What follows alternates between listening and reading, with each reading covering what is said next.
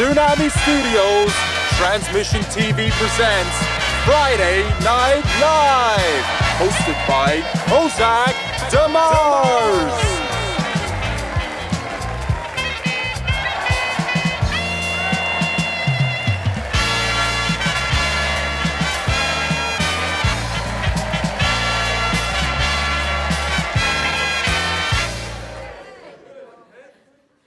Welcome to Transmission. I'm your host, Kozak deMars, and this is our second show. And you know what that means? The guys didn't manage to get rid of me just yet. So I'm absolutely excited to be here tonight, guys, live in Tsunami Studios. We are in for an awesome treat tonight. We've got some exceptional music. We've got some awesome live conversations with those artists. And we've also got some exclusive skits and content for you all tonight, guys. I'm super duper excited. We've got some great guests. We got Layla Jane. We got Clifford coming on in, and also we're going to be watching their performances that they recorded over the past couple of weeks. So we got a great team behind us here. We got Keto, of course, in the house. Keto, are you there? What's the story, man? I don't know if Keto's there. Keto had a bit of a busy day today, so he might be a little bit preoccupied. There he is. What's up, man? There we go, right there, ready to go. Yeah, he's sweating in there. We're not letting him out there, you know, so we've locked him in there. We've told him he has to sleep in there, but he seems to be pretty comfortable anyway, so no complaints from him. We're also with Sean and Adam as well, the proprietors of Tsunami Studios, yeah, a lot of hard work going into tonight's show and every show, which is every 2 weeks, guys. We're also going to be doing a competition tonight for you, so do stay tuned in the in-between sections. Our question today is, what is the weirdest gig moment you've ever had, right? So it's either as a musician on stage or off stage or anywhere in between. So if you're at a festival or whatever, let us know in the comment section, and I'll remind you during the midway segment of the show. And the best and most interesting response will receive a free Tier 2 Patreon, which gains you access to a load of exclusive content that nobody else is actually going to see. So it's actually brilliant. Loads of backstage spicy stuff that goes on behind the cameras. And we also asked each artist to do a secret song, so only our Patreon subs get access to that. So we've got a couple of patrons already on there, so big shout out to you guys. Thanks so much for already subbing. It's only our second episode and we're already getting people supporting us. I don't even have to tell you how much effort has to go into something like this. Obviously you can see the quality of the studio and everything in between, so every little helps, guys. We're obviously here with one goal and one goal only, and what's that? Yes, to replace the Late Late Show, guys. So help us out by sharing the video now. Share it around through WhatsApp, through the messages, on your profile pages, and it really does help us. We're trying our best to support independent music. So chill out, slap us up on the TV if you can do that. YouTube lets you put us up on the TV in HD. Relax, grab yourself a nice beer or whatever, and stay tuned for an excellent 2 hours. So let's come on over here. I'm going to chill out on my desk, and I'm going to introduce our first artist today. So I'm very excited. Let us know in the comments section how you're doing, by the way, guys. I see a couple of you in there already. So what's the story? We got Bluefish Diamond, Colin, Breen, Lindsay, Viking Promotions. These are all very welcome. So my first guest, let's kick into it, is an amazing singer-songwriter. And hold on a minute. What's this? Guys, what's going on here? Yeah, you're the man with all the chocolate.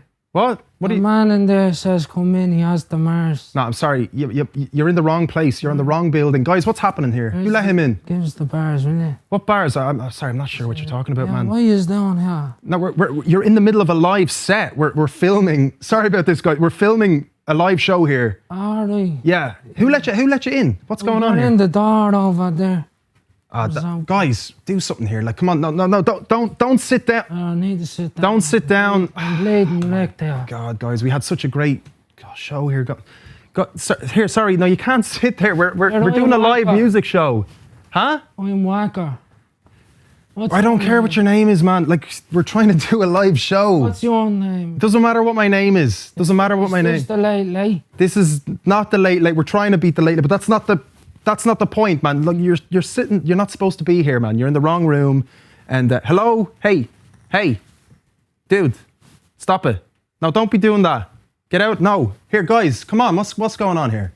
Keto, sort this out, man. Yeah, what's this, yo? Don't touch that. Don't touch that. Put that down. No, don't get away from that. Guys, Is that broken, is it? it's not, you're not supposed to touch that. You're not What's supposed to your be name? here. Yeah. Doesn't matter what my name is. I told you my name. Now, what's your No, I'm not telling you. Go on. It's not important. No. Guys, Will you let's tell me your name? sort this out. Have you got the chocolate? Or what? I don't have, there's no chocolate here. You were misinformed. Oh. Okay, there's the door, okay? Thank you very much. Does he have the chocolate? He does, yeah. Go over to him. That bloke. Adam has the chocolate. Go over to Adam. All right. Okay? Adam, All right, there we go. Adam, take care of him, please. will you give Just us watch out the for the chocolate cameras. for funk's sake? Get him out of the way. Get him out of here. We'll go on. Okay. We'll see you later. See you later. Yeah.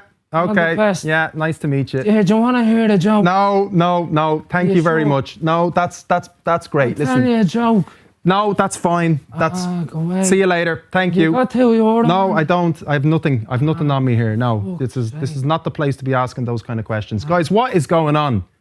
What is going on here? This is We'll see you ridiculous. later. all Okay. right? Okay. Bye. Go on. Are you sure you don't have any chocolate?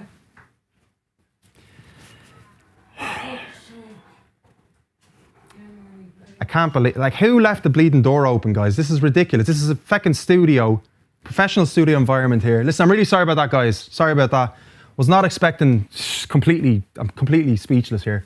But anyway, look, without further ado, let's introduce our first act today, guys.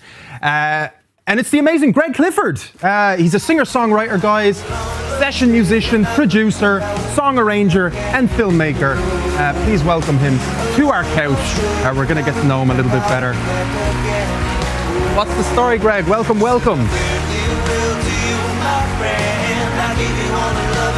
Absolutely, yeah. I think we've measured everything out perfectly. So we're exactly 2.3 meters away from each other, which is excellent. It's great to have you here. Yeah, man, it's great to be here. The only thing is, can I get some hand sanitizer for this? Is that Hand safe? sanitizer, yeah. I'll just get that. I think that person that was here earlier might be able to person, sort you out, whoever that was there. Semi-degenerate. Yeah, well, I guess it's the location, isn't it?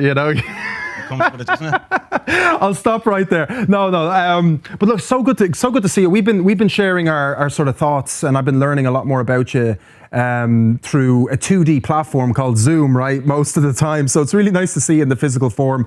Obviously spent some great time with you as well when you did your recordings, which were obviously the people at home are going to check out. Long Lost Friend, we just had a little bit of a sample of it there. Absolutely mesmerizing track. A lot of hard work clearly put into it. A lot of hard work clearly gets put into a lot of stuff you do.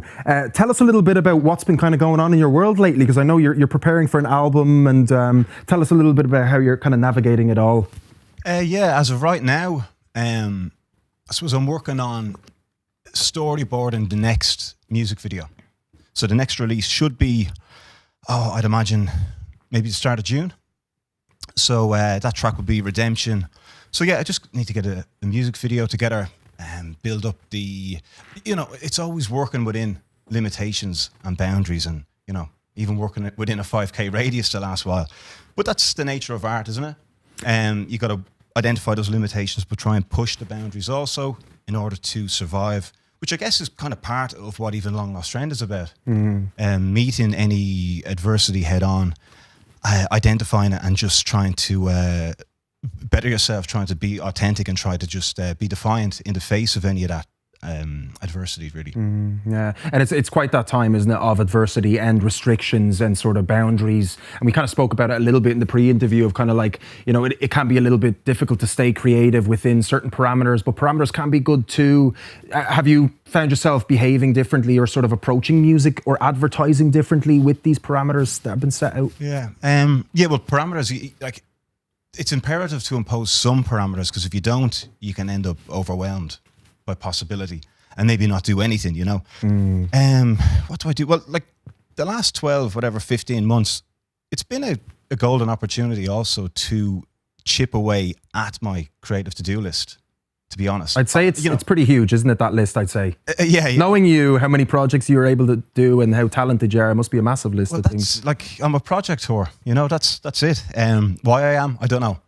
I'm there with you. I feel it. I think it's great, but yeah. Yeah, so I don't know if I've really done anything different other than, well, I've probably become more prolific, I think, a little bit more focused in my discipline.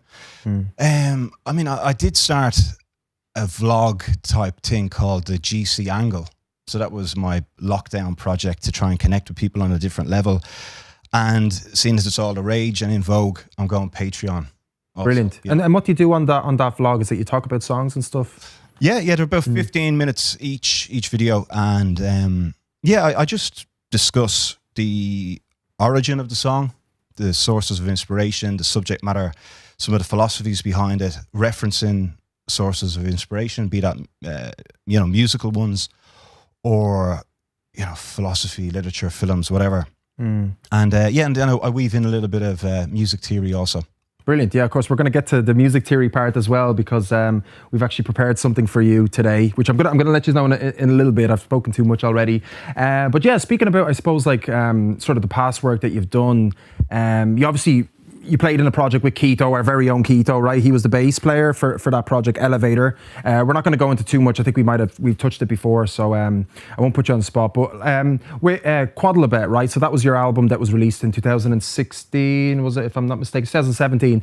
But it gained a lot of inspiration back in 2015 when you went to Berlin, right? So tell us a little bit about that stint, because you went to Berlin for 6 months to sort of gain experience or gain some inspiration. Tell us a little bit about that. I'd be very interested to hear that. Yeah, that was really important because prior to that, with the band ending, and we'd put a lot of time into that, a lot of effort, and we were getting good numbers at the shows, and you just get that, you buy into the idea that you're going to get big. It's just going to be a snowball effect, and for whatever reason, it just began to dissipate a little bit. The wheels came off, so I found myself meandering a small bit, a little bit lost, a little bit going through the motions too, and even suffering to come to terms with the fact that I was a singer-songwriter. I don't really love that term. I know by definition I am that, a dude that sings and plays guitar, but there's a certain sound or an image associated with the new age singer-songwriter. And I'm not Dermot Kennedy, I'm not George Ezra, I'm not Ed Sheeran, I'm not knocking any of those dudes completely. But, that's just not really my scene or my sound. And if somebody was to see my name, an Irish guy, singer-songwriter, they might anticipate a certain sound, and then I'm not really delivering that or fulfilling their expectations. So that was kind of tricky. But I knew myself that I had potential that I just wasn't tapping into, that I wasn't unlocking. So that was the inspiration, or that was the motivating factor to go to Berlin. That was the incentive.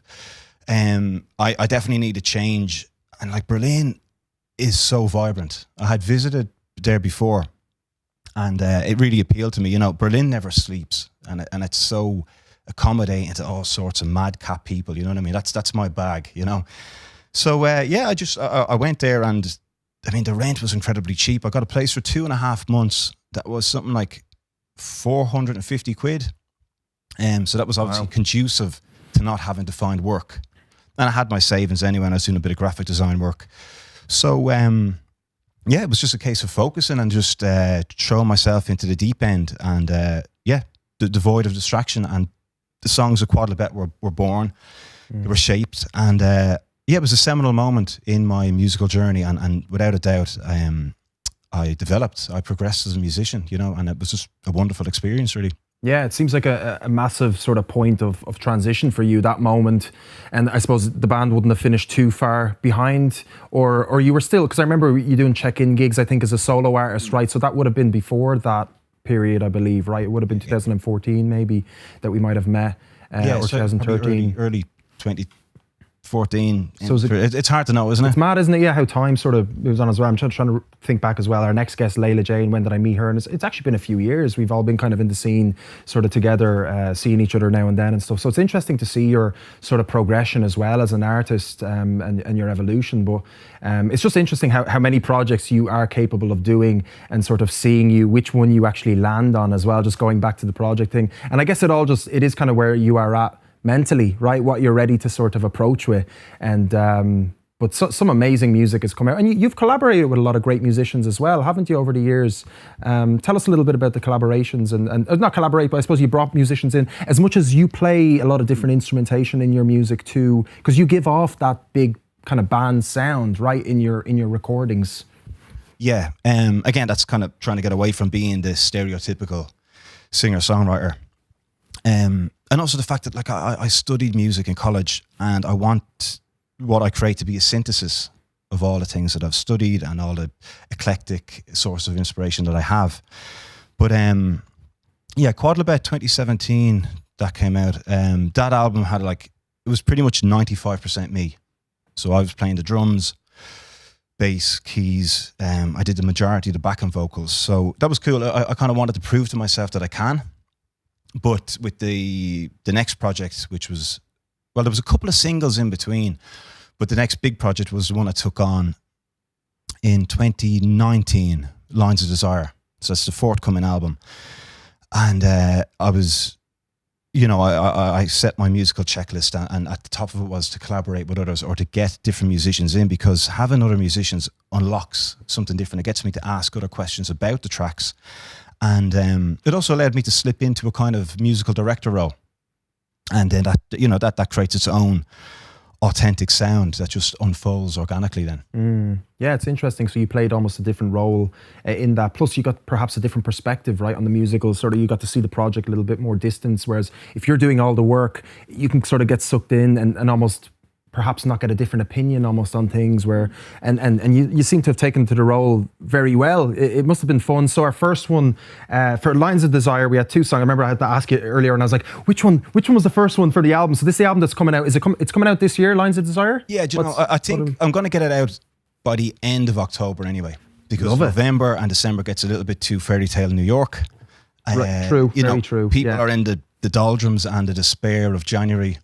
So I think it has to be October. I need to get it out just to move on. Yeah, because you've got some things I'm sure already in your mind for this year and for next. Brontide, the first one of the songs, which is already out on YouTube as well. You have the music video down, and Long Lost Friend as well, of course. How many more tracks are we expecting coming up to October? You're going to release them as singles, I take it. Yeah, so there'll be one in June coming out. That's Redemption.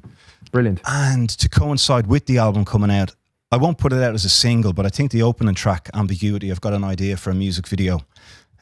So yeah, I think I'll just create that, and that will be the track to just, get a little bit of attention or whatever, play the game. Brilliant.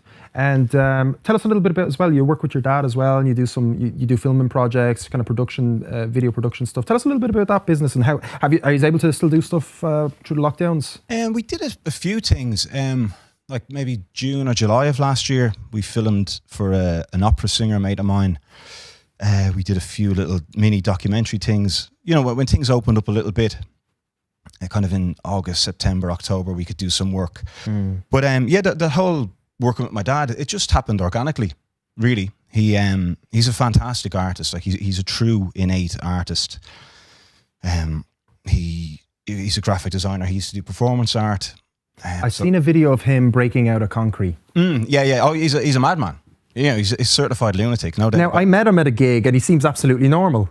So is that side still, does he still have that part of him? Sometimes it's the silent ones you've got to be worried about, isn't it? Yeah, that's very true, actually. Yeah. I mean, he's got the mad kind of Einstein hair going. That's like Adam a little bit now. He's very quiet. He just don't know what he's going to come out with. Yeah, no, it's very interesting. But so we started doing videos from me in 2015, 2016. And then after the Back to Basics tour documentary, or not even the documentary, but the tour that I went on with Ian Brennan and Barry J. Hughes, the two lads wanted us to do videos. So we did. And then we did work with spoken word artists, and it just unfolded. It was all just quite, we didn't push it. We've never even advertised for a job, actually. It's all just word of mouth.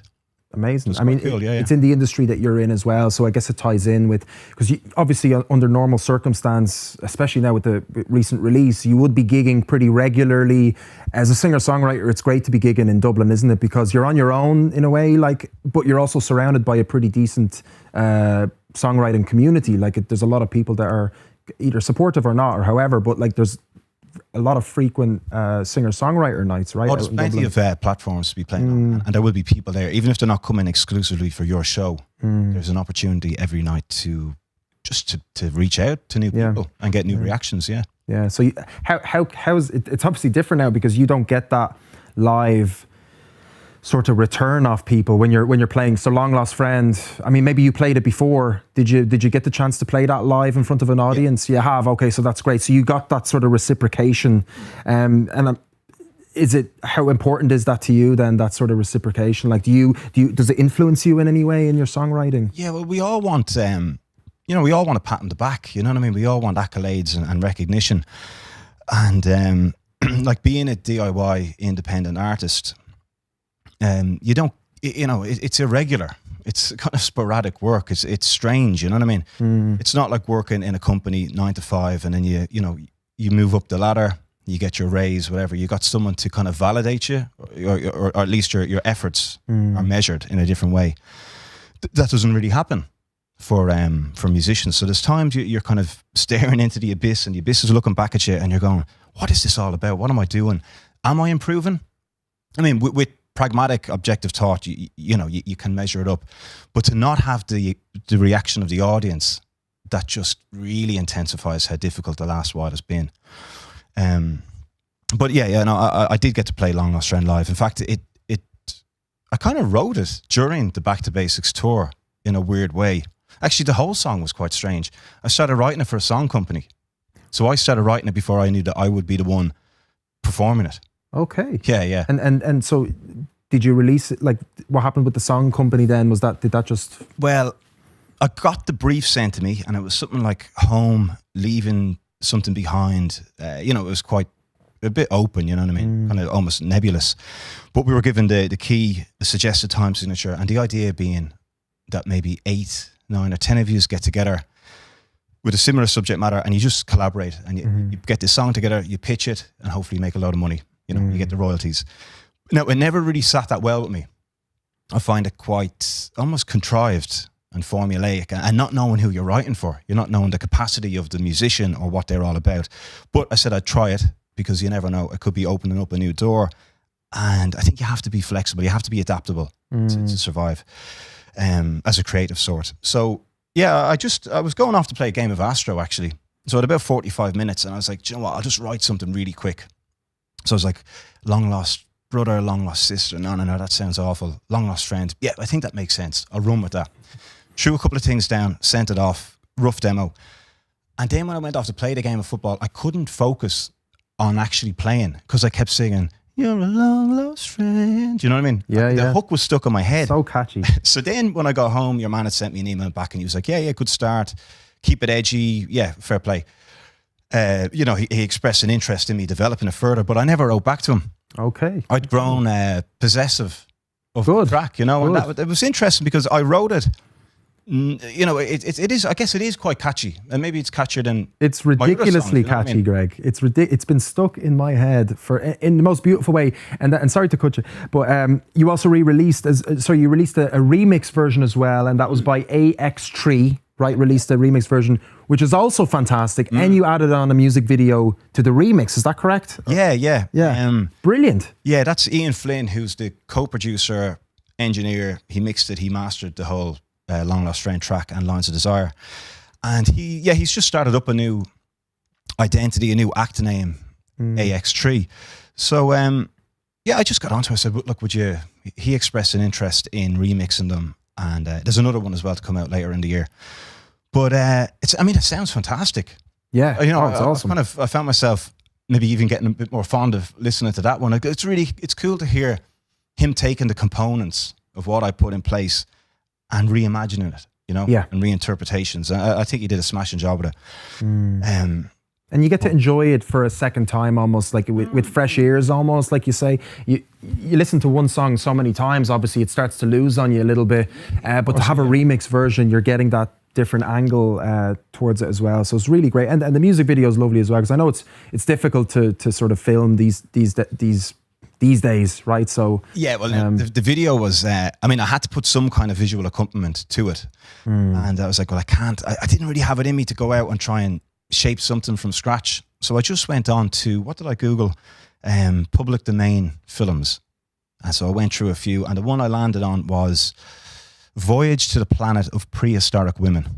And I just cut it up, and I kind of shaped my own narrative. Brilliant. And it does actually, if you watch it and listen to lyrics, it does kind of line up. Yeah, I felt about that the departure. In the video, the departing Earth. Definitely, it's leaving something that's negative behind. Yeah, I didn't know it was from a film, right? So I thought it was maybe like stock footage or generic sort of footage thing, but it's from actually a film, which is interesting. Have you watched the film? Well, I did-ish. Yeah, you know what I mean? Taking bits of it. But I didn't. I mean, it's not. I wouldn't recommend anyone go and watching the film. But I certainly would recommend people watch the remix of Long Lost X3. I second on that one for sure. But right now we're going to check out your recording that you recorded with us was about 2 weeks ago of Open Fire, which I'm really looking forward to. So if Keito, you want to try that up for the guys, enjoy it back home. This is Open Fire by Greg Clifford.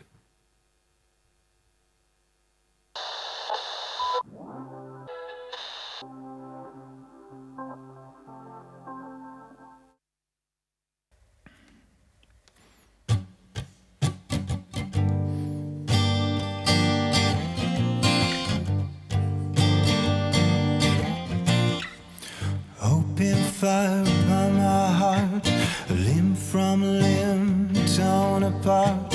Oh, now check yourself before you do something you regret. Oh, won't you come on, darling, and express yourself. Don't you leave me hanging with these regrets. Sinking and my head's a mess. My head's a mess.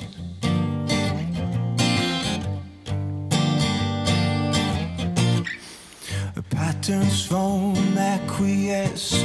A chasm going, we digress.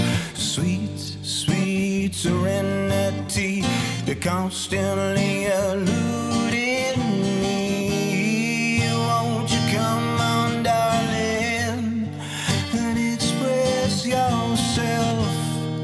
Don't you leave me hanging with these regrets.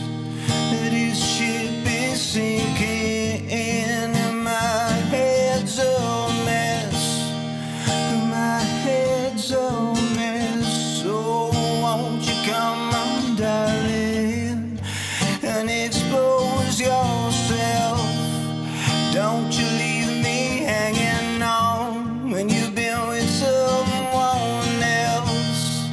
Our ship is sinking and my head's a mess. My head's a mess. Open fire.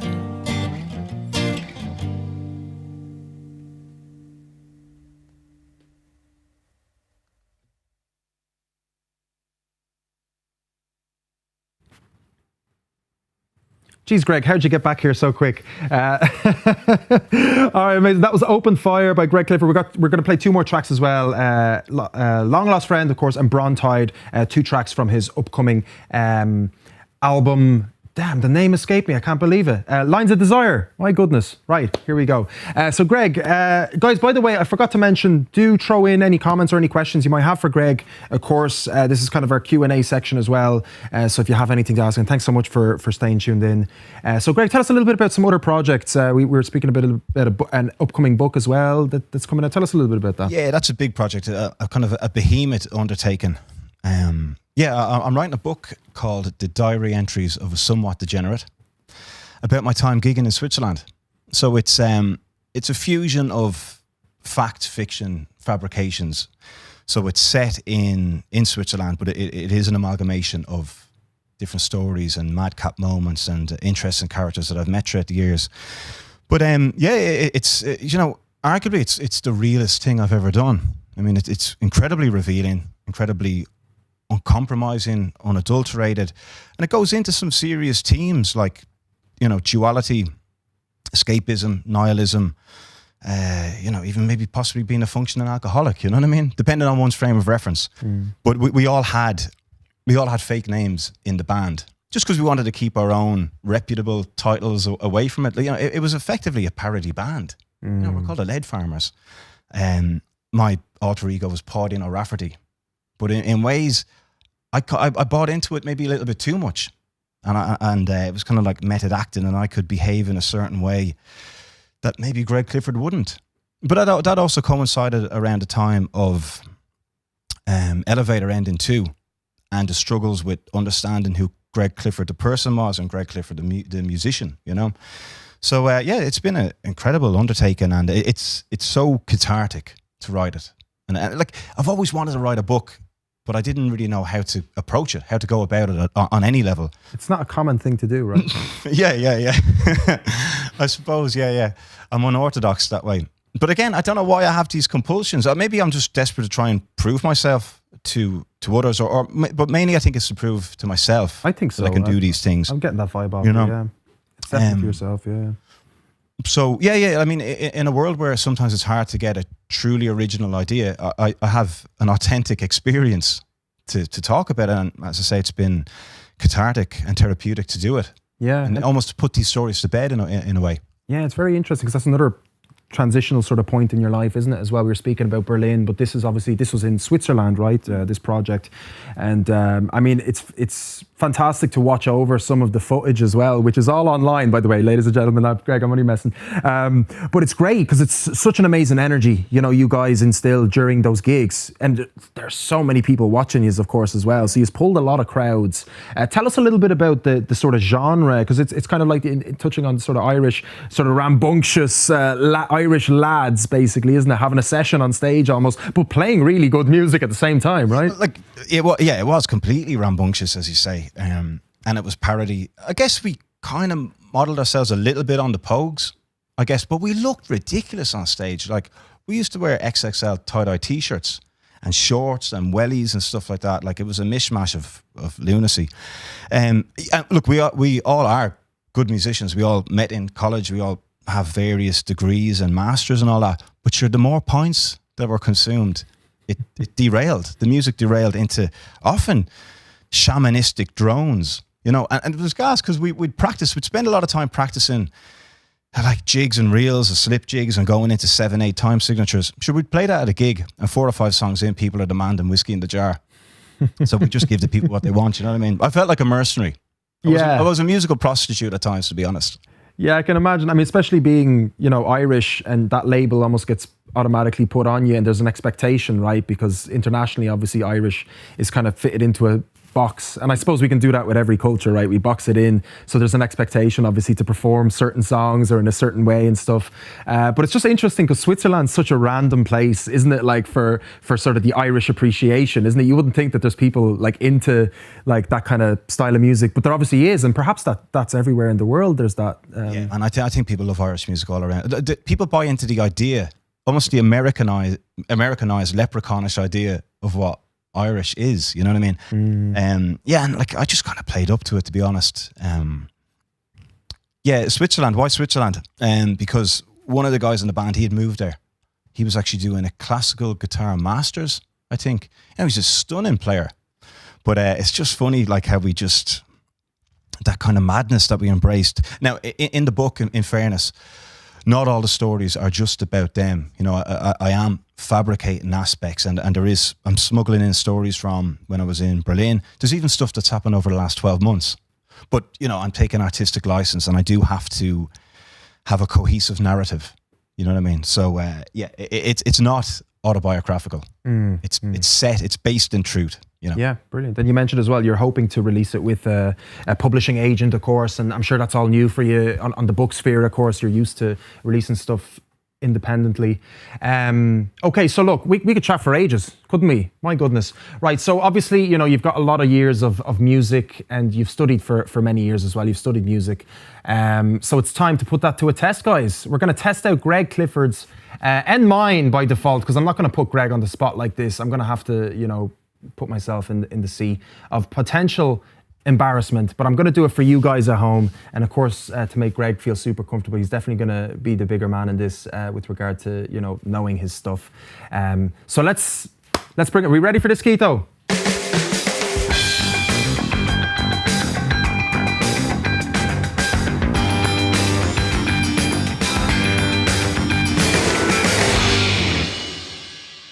Okay.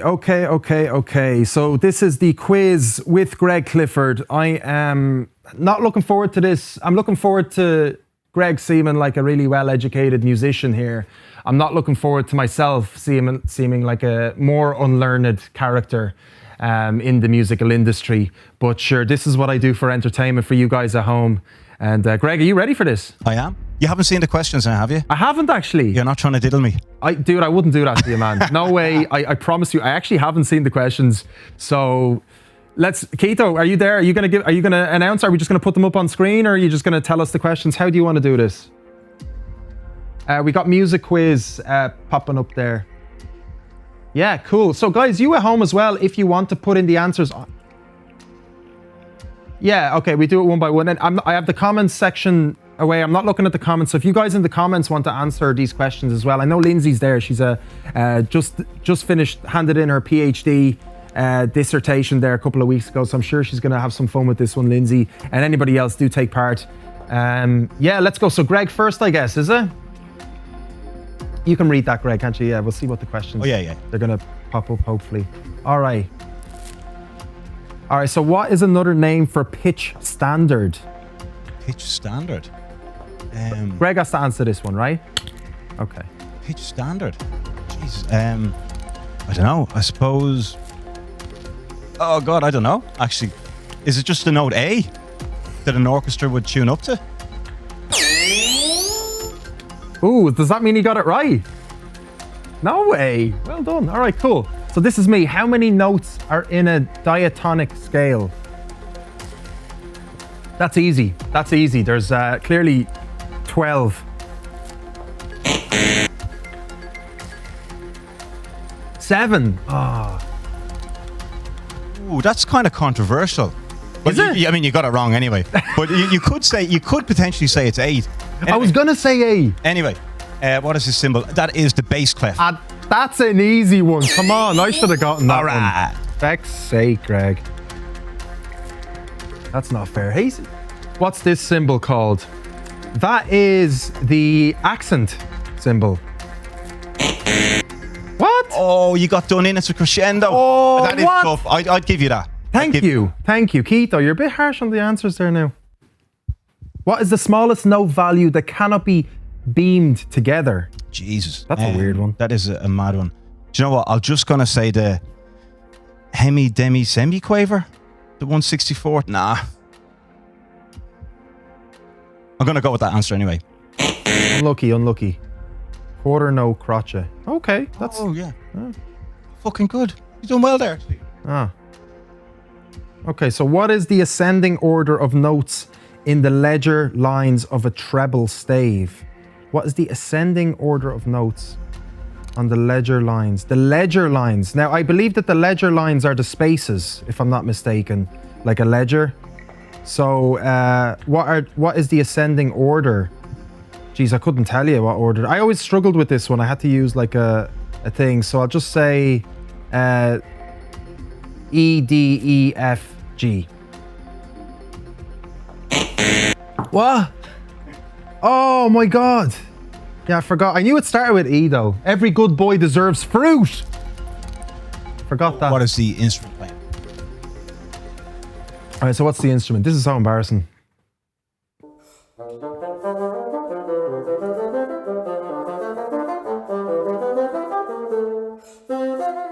I know that. Would that be the bass clarinet? I'm thinking clarinet too. Ooh, bassoon. I thought bassoon was a little bit deeper. You would assume so, right? Bassoon. Semi-diddle there now. Keito's making... He's enjoying this. He's Look at him. I making can see him smirking. Yeah. What is the instrument... Oh, sorry. Is this another one?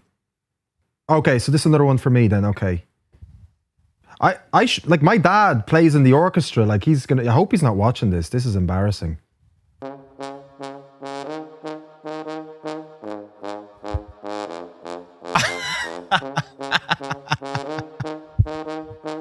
I feel like this is going to be like a trick. Oh, God. All right. Bit of Coldplay. It sounds like a trumpet, but it could be a French horn. So I'll go for... It's a tuba. No, it's a trumpet. It's a trumpet. Okay. What? Loving it. is it? It's a French horn. Oh, it is. I was playing around with it. Okay, I'll take it. All right, cool. Oh, here. Jesus, thank God I don't have to do that one now. Okay, how was he supposed to measure? Well, get your tuner out. I'll get the piano. No, that's cheating, Greg. That's cheating. I got it wrong anyway. Oh, there you go. I'll go to test it. Right, there we go. Yeah. All right, cool. Is that piano in tune? I don't think so. I think it's a little bit off. Yeah. Okay, sing a C sharp. Are you serious? You're really giving me these hard questions. C. How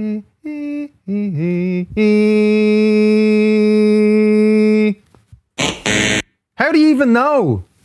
Check the piano. He's loving it, isn't he? Check the out of tune piano. If you get that junkie back in to check the piano. All right, bonus questions. Okay. Let's do this. All right. That's you, Greg, I believe. Do you want to put on some background music there, Keito? Is that the infamous Hemi Demi Semi-Quaver? God, even saying that is making me dizzy. Oh, nice. Love it. Wow. That's a pretty long one there. 256th note. Wow. All right, what is the solo instrument in this musical piece called? The solo instrument. Okay, here we go.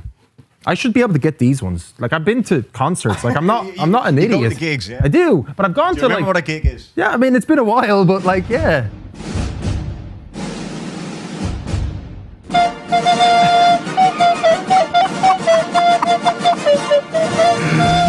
Oh, it's a tin whistle, or is it a recorder? It's either a tin whistle or a recorder. I think it's a tin whistle. Tin whistle. Oh, it's a recorder. Yeah, okay. Oh, sorry. I shouldn't be given that. The first ever instrument. Give me half a point for that. Half a point. I'll take half a point. That's the first ever instrument I played. No way. Well, that's what they teach you in primary school, isn't it, generally? I actually went to lessons with a teacher, but I played a wooden recorder, so there was a different timbre and tone to it. Oh, okay. Because usually you'd get kind of a plasticky sort of one, wouldn't you? The plastic thing is horrendous, yeah. Yeah. The wooden is actually quite a sweet tone. Yeah. Great. Is that what? So what's the total scores there? How do we do? I think I got half a point. Greg won. Okay, guys. I didn't do great though, but I'm happy that I won. I think that was fun though. Yeah, so that was the first time we've done something like this, obviously, in the middle of our show. So I hope you guys enjoyed the randomness of that. I thought it was cool. I think that's definitely something that's your forte. Well, hey. But I really enjoyed that, even though like my dad is probably just like, here, what the hell, get him off the TV. He's not my son, but that's absolutely fine.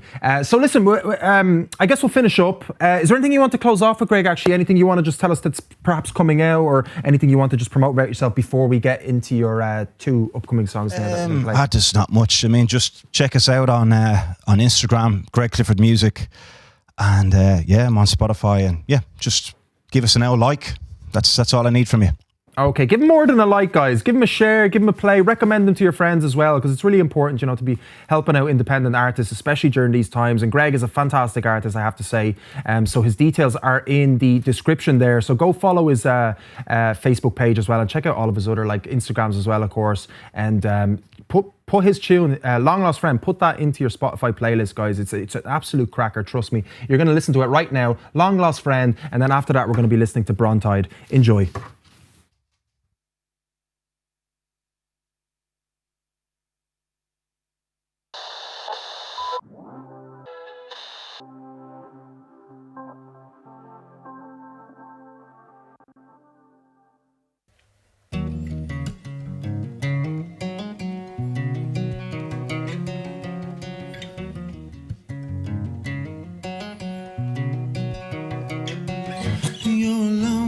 And I will be back, I'll be back again. Oh. A long lost friend, I will be back, I'll be back again. Oh. You see, sometimes in life you need to survive, you need to hold your head high, reach for the sky. You see, sometimes in life you need to get away. Oh. I had to leave this place, I left tonight. I had to break free, I didn't intend to mind. But I hope you don't understand, or hope you don't understand that I left you all behind as a means to an end. You're a long lost friend, I will be back, I'll be back again. Oh. back, I'll be back again. Oh, oh, oh, oh. I said, now fare thee well to you, my friend. I give you all the loving that I can send. You're a long, long stray, and I will be back, I'll be back again. I know that I will see you again.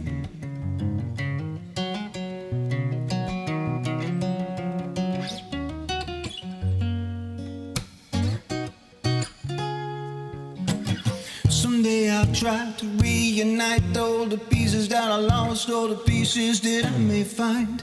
I see the world for me and how it turns, and how it hurts and how it hurts. I'm sure you heard it all before. I'm not the first to walk out the door. Home is where the heart roams free. Escape is a mess, cause words cut deep. Oh, hope you understand now, hope you understand that I lift you all behind as a means to an end. You're alone, I'm straight, and I will be back, I'll be back again. Oh, oh, oh. Alone, I'm straight, and I will be back, I'll be back again. Oh, oh, oh. I said, now fare thee well to you, my friend. I give you all the loving that I can send. You're alone, lost stray, and I will be back, I'll be back again. I know that I will see you again. Oh, oh, oh. Oh, oh, oh. Now you're alone, lost stray. Now you're alone, lost friend.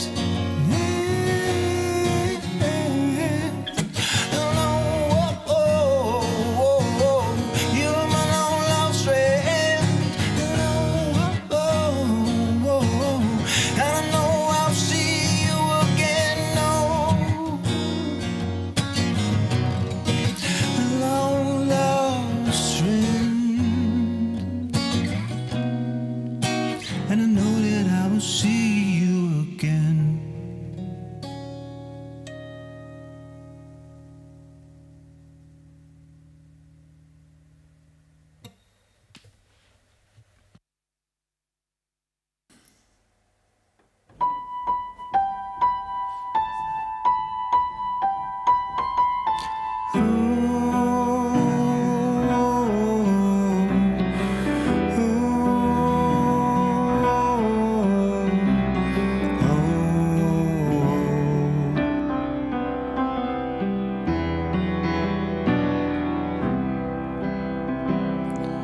Delight declines, you slip away.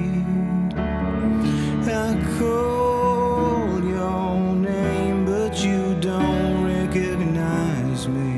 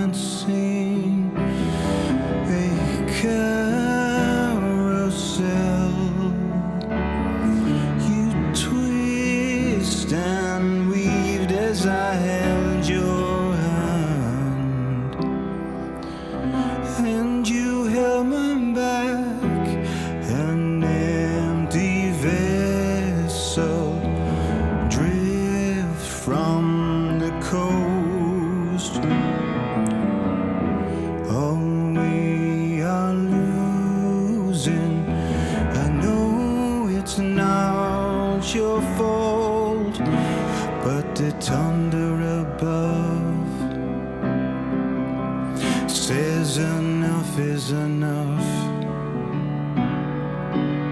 and it's breaking my heart. Oh, goodbye, my love. Oh, goodbye, my love.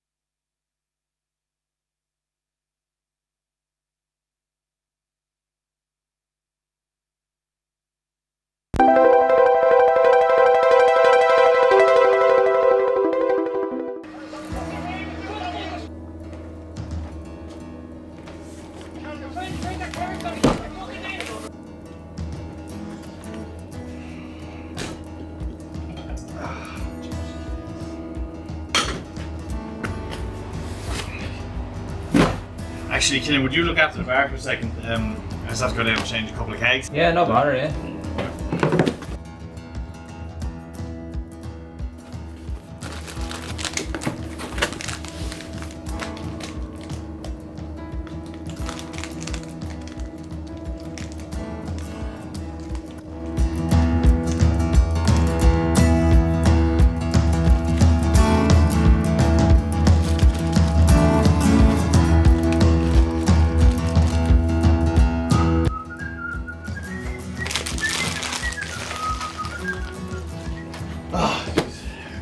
Killian. Hey, you won't believe this. I found these way down the back of the cellar down there. They've been there since, I think, like the 1960s. Doubt they're good to eat. I'm just gonna throw them out. Alright?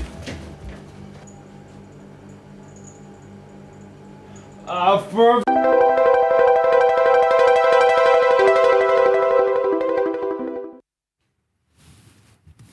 Okay, guys, we're back, and that was Greg Clifford, by the way, our first guest, and that was his songs Long Lost Friend and Brontide, and that was a short skit as well with the guys from About Time Studios, so do check out those guys, and that was an exclusive skit that they've done specifically for this. For Transmission TV, so it's actually really awesome. The guys are really cool. You can check them out. Their social networks should be in the description. If not, we will get around it and do that. But yeah, I hope you guys are enjoying the show. I just checked the comments there. My phone died halfway through the thing, so I wasn't able to actually check any questions. But don't worry. Like, you can actually ask questions, and I'll ask them to the guests. We'll try our best, of course, to do that. But I'm checking over the comments. It was very funny, guys, during that test, during that quiz. I hope you enjoyed that segment. We are trying to make it a little bit more interesting than conventional interviews and conventional chat shows. So I'm glad I wasn't like the only one that was kind of a bit off. I saw some of your comments in there, but some really great comments for Greg as well. So it's great to see you, Maximilian Foy, Viking Promotions. We got Brew in the house. Brew, I think you might be a little bit delayed. Yeah, if you click the live button there beside the sound, you should be back up to scratch. But yeah, of course, don't forget to share the stream around, guys. We are trying to, kick this off, get this started, and it's a lot of hard work, as you can see, being here in the studio with the lads. A lot of work has been put in by Keto, by Adam, Sean, and myself. I did a little bit of work. They forced me to do a little bit of work because I was just lying around too much. But really is a lot that's been put in. So do consider as well, going a step further. As little as £3 a month on the Patreon does help us out a lot with some of our expenses. We are paying a couple of membership fees and subscription fees per month. So we got a couple on the €10 fee as well. So big shout out to those who are contributing £10 per month to the show. It really does help. And we had our prize winner, Tommy Cullen from the last show, who got exclusive access, which is the tier 2 €10 access. He's got a month's free content from us. It's a lot of backstage content that obviously accumulates from all the work that we're doing. And also each artist does a secret song. So there's a song that you guys haven't seen yet that Greg has done. And it's a song he's actually releasing on his upcoming album, and he did mention it during the interview as well. So you can actually check that out through our Patreon, €10, this tier 2. So do consider that. So we're going to do one last reflection, guys. And just seeing the guys in the chat. Good to see you. Dave Duggan, Jamie J. Carr. Great to see you there, guys. Thanks for tuning in. We got Bren in the house saying, I want to hear Keith do a C sharp. Yeah, me too, man. Me too. I don't think Keith even knew what we were saying, what notes we were playing there. But we're going to do a final reflection on Transmission Festival, of course. That's where it all began, guys. And one last time, we're just going to look at sort of the day that was in it. Last week, we showed you kind of the preparation and sort of the behind the scenes of what was going on before we actually did it. So today, we're going to play a short clip of the day. And you'll see a little bit of backstage stuff of kind of the artists and stuff. And it was a massive, massive day. So we want to just give that our final send-off on this episode, and then we will never talk of it again until the next one, hopefully, which we will do over the summer. We'll see how it goes. But yeah, Keito's in the house. Hello, Keito, are you there? Let us know if you're ready to pop on in and tell us a little bit. There we go. Look at this, how neatly Keito's laying out our slides and everything. And let us know, I guess your sort of thoughts, because Keito put in a lot of massive. He always does all of his technology that he puts in and all the new stuff There we are. There he is floating around with the Sorry, screens. new piece of equipment. I have to get used to it, you know. Do you have a shot of that piece? Do you have a shot of it? Because like I don't know if you can get a shot of it, but it's not here now. It's an amazing amount of buttons that you have to press. And can you hear me? Yeah, I can hear you. That's great because. Yeah. Listen, that's highly important. You know? Fair play to you, getting a new piece of equipment this week, and then like spending I don't know how many hours you put into sort of learning how to do it. So big shout out to Keto. There he is this way for all the hard work he's done this week, especially. So Keto, how does this fare? With Transmission Festival? It's around the same amount of stress to get it ready, but it's it'll get smoother as we go along. You know. Definitely. It'll definitely get smoother as you go along. There's just a lot of kinks to work out when you're building into a new studio, and there's like you'd build something in and then you'd realize you had to like do something completely different or something doesn't work and you're like, oh shit, and you're trying to get it all sorted, you know.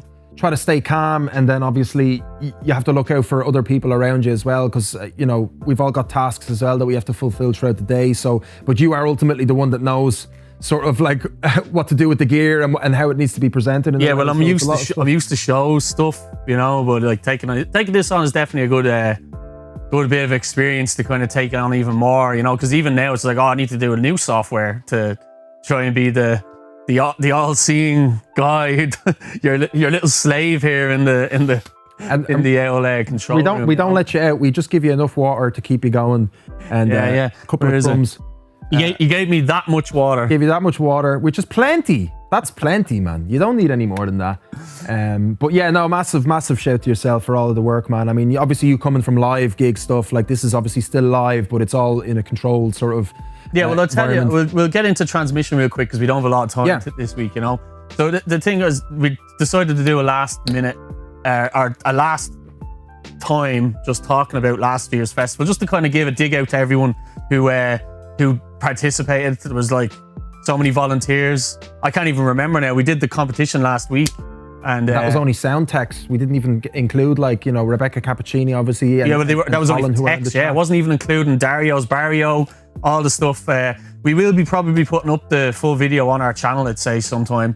Yeah, just the full backstage video stuff we have, and it just thanks everyone and all. And I'll thank everyone now anyway as well. But it was great fun, a lot of work. No amount of no one really getting paid anything other than donations, so had to work around getting lens of equipment, and resources was tight and all this type of stuff. And then the limited amount of time, because it was like 6 weeks from conception till actually going live with it. But I just said last week 2 weeks ago we talked about the kind of just the prep for it. So right now I was just going to go on and quickly on a story of the old during the day, you know. So during the day where you realise that there's like a lot more to do than you even thought and you even prepared for, you know. And we've actually had a nightmare averted even on the day that a lot of people at home, if there was anyone, I think there was 13,000 overall viewers, including Facebook and all that. I don't know if that was right. Sounds about right. Yeah, I think it was. And then there was actually less on YouTube, but like, and we went through the numbers, me and you, but still a good lot of people that watched it. That even for us just trying to start it off, it was like, yeah, well, it definitely did better than what I thought it was, with like no proper financial backing behind it or anything like that. We had some great generous people, generous donations as well, and some great businesses that helped us out as well, and assisted with the whole thing. So I mean, fair play to you for sort of the persistence as well. You know, it was a lot of well, I'll tell everyone right now, this is the thing I was going to tell people. There was literally a nightmare scenario that happened on the day mid gig that literally was like, a stage is gone, and we had to like contemplate while another band is playing on the stage, like on the second stage someone's playing, and we have all that in the same room, and in the other stage it's a piece of equipment that was essential for it to work. And I luckily had like spare ones there, but you had to like we didn't actually even have my spare one there. That was the thing, we didn't even have my spare one with me. We had to like take apart some stuff on the other stage while Rebecca and Max Colin were like trying to hold off the crowd, keep the stuff going and all that, and you know, we're doing all that kind of thing, keep the people going, and we were like switching over equipment from one stage to the other, and then when that stage was done, the other stage was now couldn't be used, so we had to like, while the band's playing, set that stage up with like cables, just run them cables as best we could, and running out of cables to be able to reach the ops area and everything. And we literally made it work, like, you know, minutes in the in the probably less than a minute. We just made it in time, and then that's why I like working with you, man. There's always a solution. It work. He was one of the people here. Now, Sean actually like took it upon himself to actually like really fix the situation. I think it was a bit of everyone though. Yeah, and then we had Adam as well, of course, on the small stage. But a massive endeavor. Really hope to somehow persuade you to do another one this year. We'll see how it goes. We're talking to me. We were having a chat about what was it? There's a potential idea coming up. We won't give too much away, but there's definitely something, you know, in the future, and there's definitely potential in it, especially, you know, the fact that we're not going to be introduced to gigs in the conventional way at this very moment. But that's awesome, Keito. Listen, great chatting to you. Let's we're going to play a little clip from the backstage stuff from Transmission Festival. And don't forget, guys, our next guest is going to be Layla Jane, who's going to join us literally in the next 5 minutes. So don't go anywhere. We're going to see some awesome performances from Layla Jane. She performed over the last, it was about 2 weeks ago. And we're going to have a live conversation. So she's in the studio with us right now. So really looking forward to catching up with her. So don't go anywhere. And one last thing as well, just to close off. And at the end of our show, we're going to be giving out another Patreon tier 2. So the question for you guys at home is, and you can answer that later on, I'll bring it back, but you can have a think about it, is what's the weirdest thing that's happened to you at a gig? So whether you're being on stage or whether you're a punter going to a gig, what's the weirdest or most interesting thing? It doesn't have to be weird, but maybe interesting. Weird sounds good. Weird sounds good. That's why we went. Gets the juices. We went the weird way. I think I want more weird than interesting. You know, I do. We're going to hear Keito's one. We're going to hear mine. Mine wasn't too weird. I don't know if you want. I have a few, man. I've done a lot of events from... You've got a lot of stories, I'd say. Farmers markets to like religious ceremonies to everything, man. And there's mad stuff I've seen. Well, we're going to get all the juicy stuff after this. I'd have to really think. I don't know. Well, you've got about 20 minutes to think. So we're going to play a short clip from Transmission Festival, and then we're going to have Layla Jane, guys. So I'll chat to you in a second.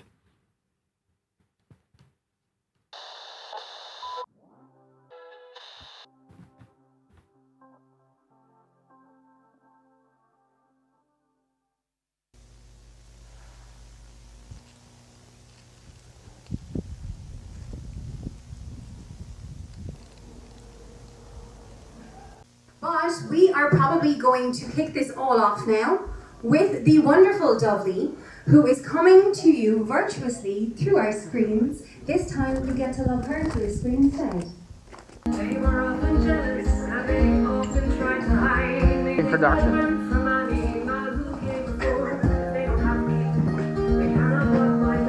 It's a video. Oh, it's a video. Focus, right? Okay, guys. Well, enjoy this sensibly, please. Don't drink too much. Can I start drinking again today? I think this one. Okay, juice. But you know I come, but you already settled down. Never settle down. We are lovers, we are me. Sorry?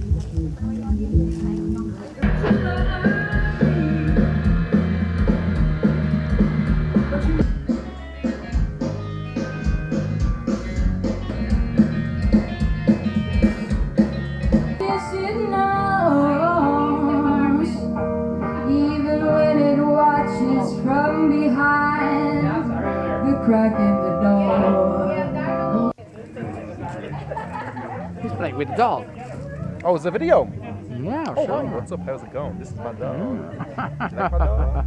Good dog. So nice. What do you think? Well, I got a beer instead of a dog. Oh, that's great. Oh, look at well, that might be a better trade-off. If you can bring your own.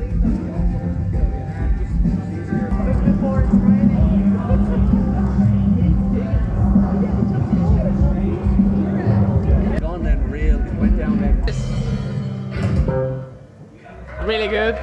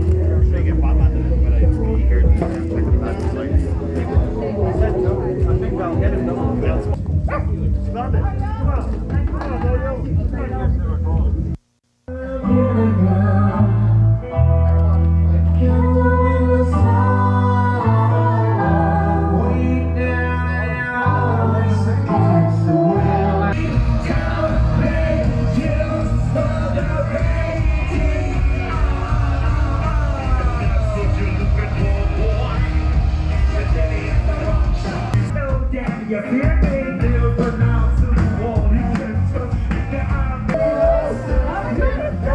love me. Everywhere we go. Everybody screaming like Braceside, Braceside. Yeah. Whatever. Make sure you got it stronger.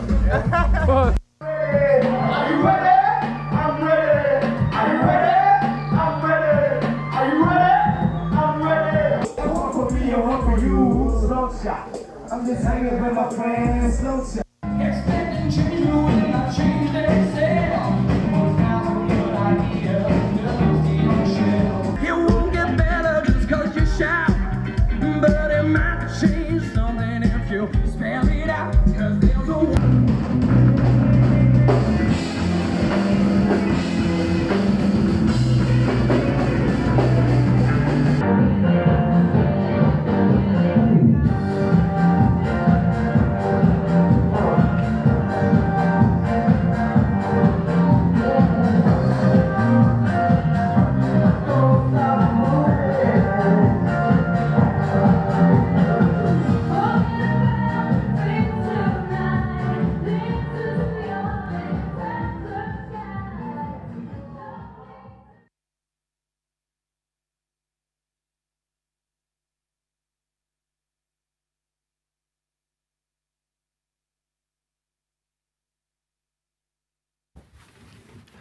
And welcome back, guys. And that was our flashback from Transmission Festival, and that was in August of 2020, 1st of August. An unbelievable undertaking, as you heard from the conversation with Keita we had there. And some really exceptional moments were caught there, as you see. So it was an absolute pleasure being able to do something like that with so many wonderful people, as you've seen there, so many wonderful artists as well. And one of those artists is Layla Jane, which you actually saw there. And I'm really delighted to be joined by Layla Jane today. I don't even know if I'm saying that correctly. I don't know what's going on with me. Who is an amazing singer-songwriter, guys. She started performing at the age of 15, listening to the full recordings of 1930s blues player Robert Johnson. She traveled around the States and gained a lot of inspiration for the style of music that she plays. And she's an absolutely amazing musician. We've worked with her before. She studied in BIM, and she's done some fantastic performances over a variety of big stages, such as Glastonbury, Electric Picnic, and Brooklyn Americana Fest. I don't know what's wrong with me. I don't know why I can't talk today. So please welcome Layla Jane. Come on in. Welcome.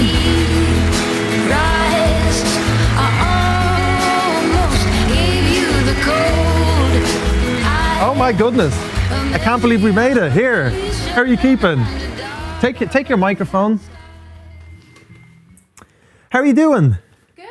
So nice to see you. We had you perform, what was it, about 2 weeks ago? It was quite quick turnover, isn't it? We had you do a set here for us, which I'm really looking forward to checking out. And it was interesting to reread over some of your achievements and how much you've done over the years, Layla. It's absolutely crazy. We met, right? Do you remember meeting me in the Crystal Skull sessions, 2015, 5 years ago?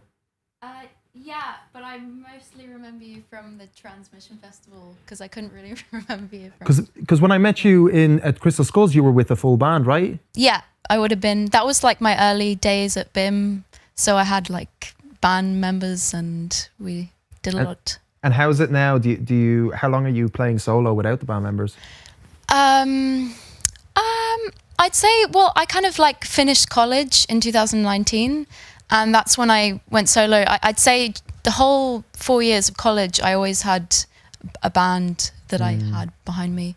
And then after college, I felt like I'm going forward on my own. Really? And was it an instant sort of realization? It's like, or did you have to put in a lot of thought into it? Like how did that kind of... It kind of just went that way. I felt like what I wanted to do with bands and stuff had run its course at that point, and maybe I needed space to like actually keep developing, I feel.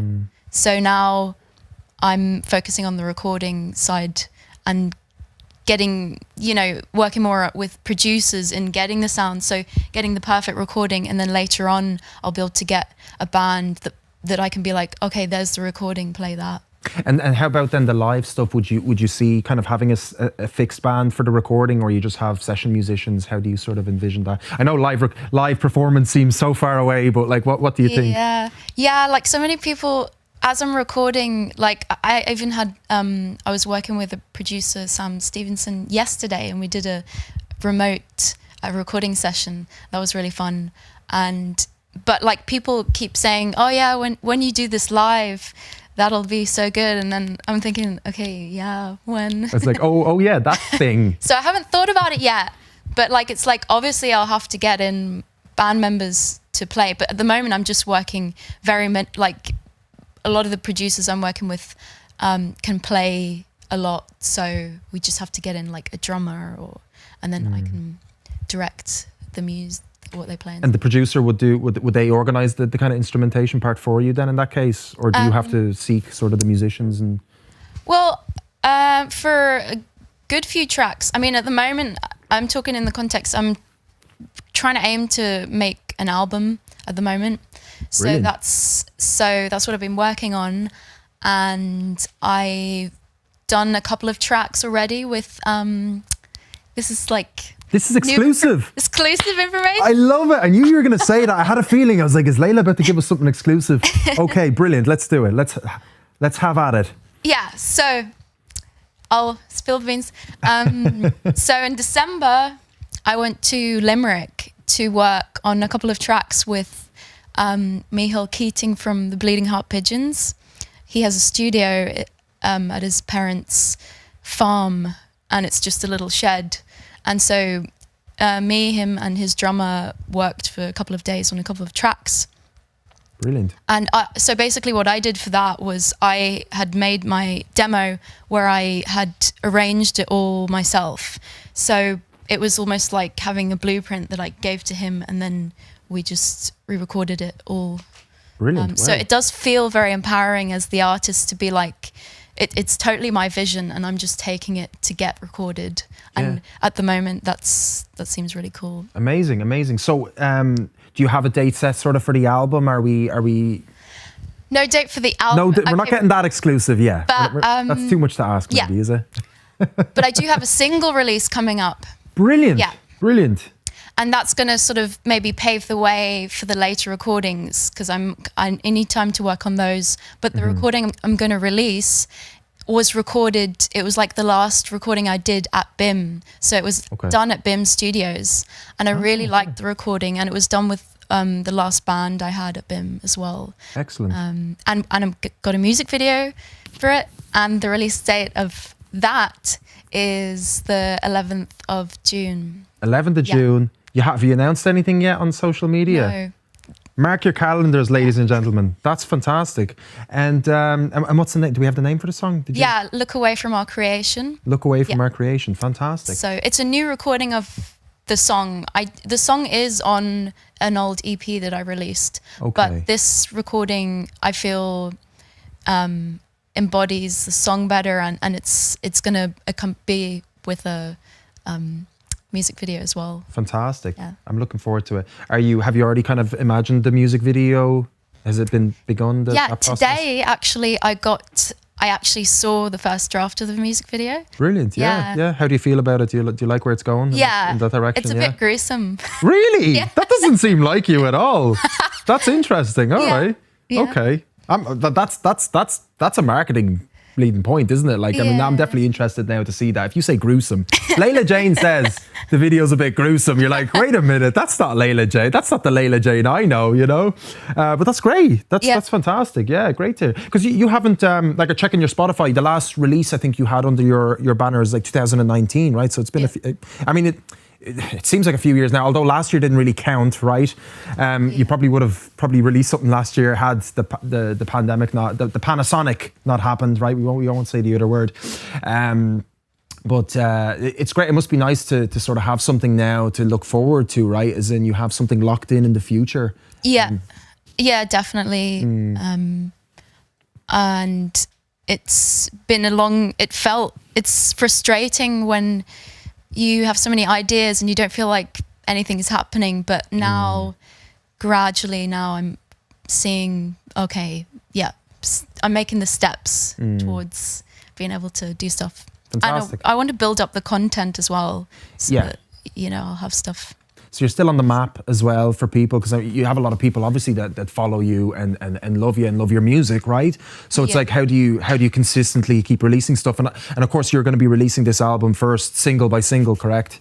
Yeah. It's kind of the standard procedure these days, isn't it? And then you'll have Yeah. your sort of entirety kind of collection there. It's great you can do that, isn't it? The way you can still consistently release stuff over time, and then you sort of release the album almost as well as a separate thing. Is that kind of how you're envisioning it? Yeah, that's how I envision it. But I find with the music industry, like you have a plan, but then it's like everything falls into place. It's like it has its own plan that you just have to let happen, and you're not aware. But you have to have a plan. So yeah, the most obvious thing would be to just release single by single, and then at the end have an album. Have your final kind of product as well then as a whole, which is great. Yeah. And so you played some really interesting stages. Glastonbury, Electric Picnic. I mean, those are pretty awesome stages. Do you have anything like that was sort of stood out for you in the past, like over the years? Because you've been playing quite a lot, like which is. Yeah. Well, it was nice. The last time I played Electric Picnic, I got to play one of the bigger stages. Like I played the Salty Dog stage, which was always a great stage, and then I got to play the Cosby stage, on the final time. And because I played the Cosby stage, it was one of the biggest stages. I got to go backstage to like the main area, which I hadn't been in before, and I got into the lunch place, and then Nile Rodgers just comes over and is like, "Oh, is this seat free?" I was like, "Yeah." That's amazing. Yeah. Wow. And what did you have a little chat, or were you trying to? Yeah, he was like, he was kind of curious. He was like, "Oh, so do you work here?" And I was like, "Oh no, I'm a musician." How dare he say that? Do you work here? The audacity! My God, he should have known straight away who Layla Jane was. But yeah, I told him I was a musician and my name's Layla Jane. So. Here's my business card. Yeah, I don't have any business cards. No, but they're quite outdated now. I got like 1,000 of them, and they were printed too dark, and I can't use them now. So I'm going to make a collage out of them. But that's amazing. Backstage, Electric Picnic, meeting Nile Rodgers. I mean, that seems like a really pinnacle moment in music. Yeah. It's just amazing. Wow. Yeah. I'm sure you miss gigging, obviously. You traveled around the States as well a little bit. Tell us a little bit about that stint. Yeah. So when I was 20, I just decided it was kind of, I had this time in between college. I'd started a degree and then dropped out, and then I was, planning to go to BIM, but I had this time period between that where I just decided to save up my busking money and then go to America for 3 months. And I did some work away on a horse farm and stuff, but mainly I wanted to sort of check out the music scene in New York, and I volunteered in music festival and saw a lot of cool music, and then got to play in New York. And then I went back a couple of years later, and then a year later again. And so that's how I ended up being able to play at the Jalopy Theatre and the Brooklyn Americana Music Festival. So yeah, it's a great way of networking. And that first trip to America, it just, like, I was on my own, but everything just seemed to work out. Even when I had plans that I was like, oh, what do I do now? I haven't planned this bit. It just fell into place. So I felt like someone was guiding you. Me. Yeah. Yeah. That's amazing. Yeah. Because you're kind of from, I read that you're from kind of half London, half sort of from Donegal. Is that correct? You'd say that. So and you play obviously kind of Americana folk is kind of the genre. Is that kind of correct to say? So somebody coming from Ireland over to the States to kind of play their style of music, like how did they sort of react to you over there? Yeah, it's weird. Like obviously, I just played at an open mic at the Jalopy Theatre, and then the guy there was like, oh, you should play the gig we have on a Wednesday. So it was definitely, felt very welcomed, and like they wanted to help me and like have me play there. So that was great. But I also felt like I blended, like I kind of blended in quite well. Like there's so many great musicians there. I mean, but at least you're sort of a bit unique, that you can kind of stand out as yourself a bit. But there are a lot of amazing musicians there, so, and in the same genre. So you kind of, whereas here, maybe people would think, oh, that's so different, it's really unique. Whereas in America, I kind of felt like my style fit in more. Yeah. It's interesting because your style is so unique. It's you draw a lot of people in that way. You know, I think so in Ireland, because it's not very common, right? The way you sing is it's just amazing, you know, and it's not heard too often in the Irish music scene. So it's a great thing that you've sort of naturally and organically honed into that style. Was that obviously, you know, starting at 15, you got inspired by Robert Johnson's music, right? So you listened to the whole catalogue and you were just inspired. What else sort of inspired you along the way musically? Did you gain any sort of pulls from any particular artist or people? They don't have to be linked with music, I guess. Yeah, because I guess it started off in one place, and then gradually it kind of like branches out your tastes or whatever. So when I was 14, 15, I was really into bluegrass. So first it was actually like Alison Krauss and like the music from Her Brother Were Out Thou. I just sort of wanted to be a hillbilly. And I love that music. That's really fun music. Like everyone, if you hear that music, it makes you happy. So whatever. And then from that, I got into the blues. I heard Robert Johnson and just got his full recordings. And then after that, maybe, I don't know, like maybe jazz and soul. You know, hearing music in film, like I'm really into films as well. So like David Lynch films, and then hearing kind of music in that. And what's your favorite David Lynch? Do you have a favorite kind of? Yeah, I think, well, like I feel Blue Velvet is like, I'd say, I feel like that's his masterpiece.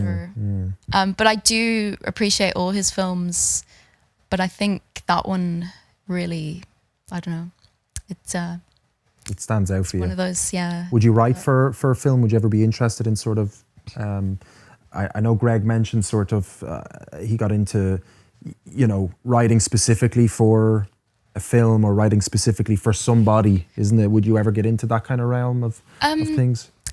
Yeah, like if the opportunity came up, I would see it as a welcome challenge. Yeah, if I was feeling it, I'd say I could do that. If it was David Lynch? Yeah. I couldn't say no to David Lynch.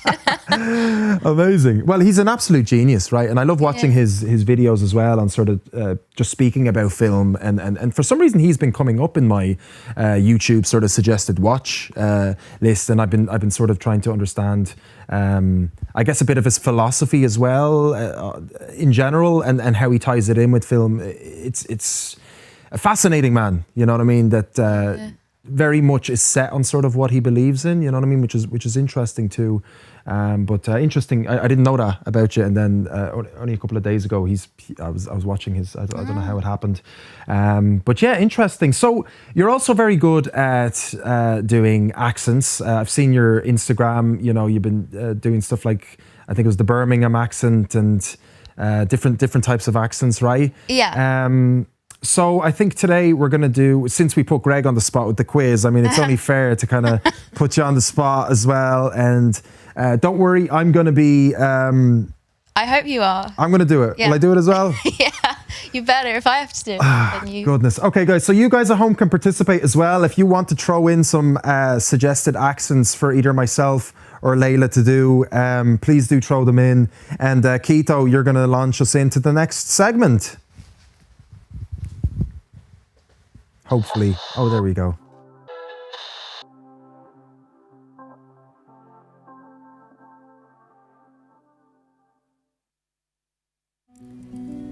Hi, I'm Layla Jane, and this song is called Joe.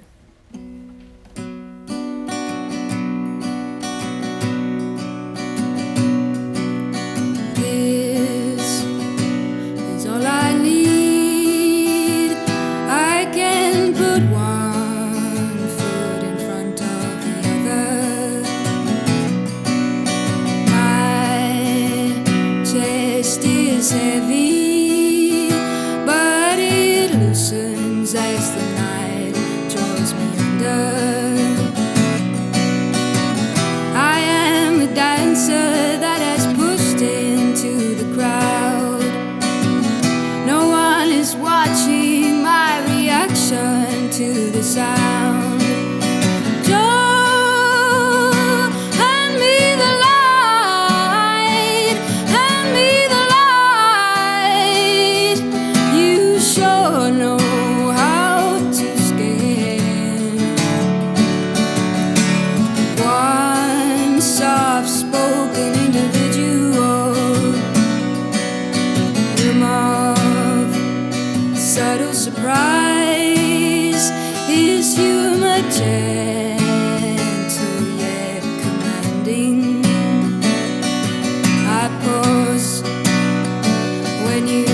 recognize someone like me.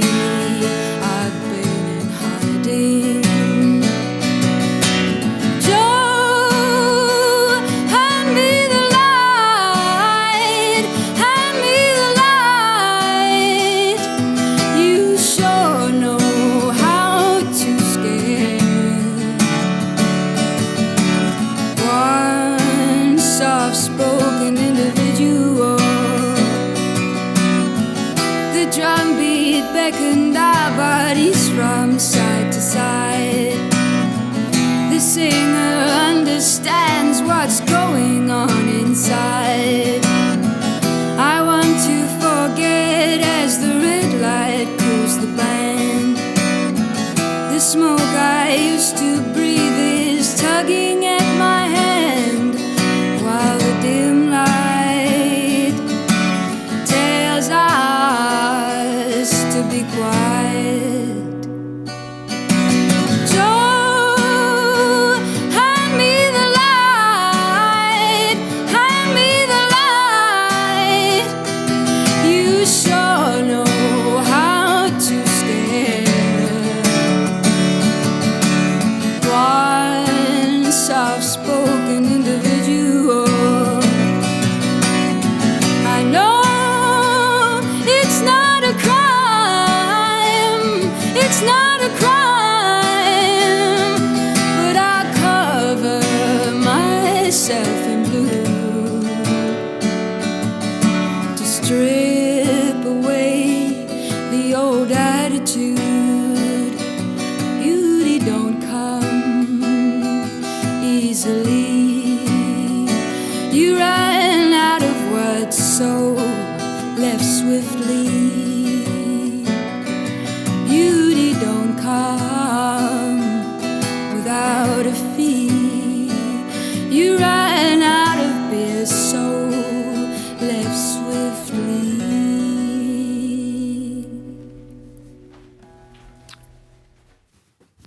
Okay, welcome back, guys, and I'm joined with the lovely Layla Jane, and that was her song Joe, which she recorded a couple of weeks back here in Tsunami Studios. We're going to play two more songs by Layla as well at the end of this. So it's an opportunity for you guys at home to ask Layla any questions, of course, as well. It's kind of the Q&A part of the interview. So if you have any questions you've been yearning to ask Layla, now is the time. Now is the time to ask. And just looking at the chat, we got Bluefish Diamond. So we got Jim saying beautiful singing as ever, Layla. Thank you. Michael Arbeiter giving us a load of lovely emojis. Jail Moriera, Layla with loads of love hearts. Viking Promotions, Layla, amazing news all round, June 11th in the book. Wow, nice one, Rebecca, for acknowledging that day and reminding people to stay tuned in. And of course, Layla's information, the details to her Facebook page are in the description. So you can click on that link right now. It's not going to take you away from the video, and give her a follow and give her your support, of course. So we touched on the accents, which we're going to try out. I know that you're definitely better at this than me, right? This is why we picked it, because this is your sort of moment to shine and my moment to sort of make a fool out of myself. Sorry, Keita, what did you say there? I missed that. Oh, brilliant. Yeah, great stuff. So guys, if you want to throw in any suggestions for some accents, we might consider them, and as well if there's any questions. But I think we'll just carry on and take us into this next segment. Let's do it, Keito.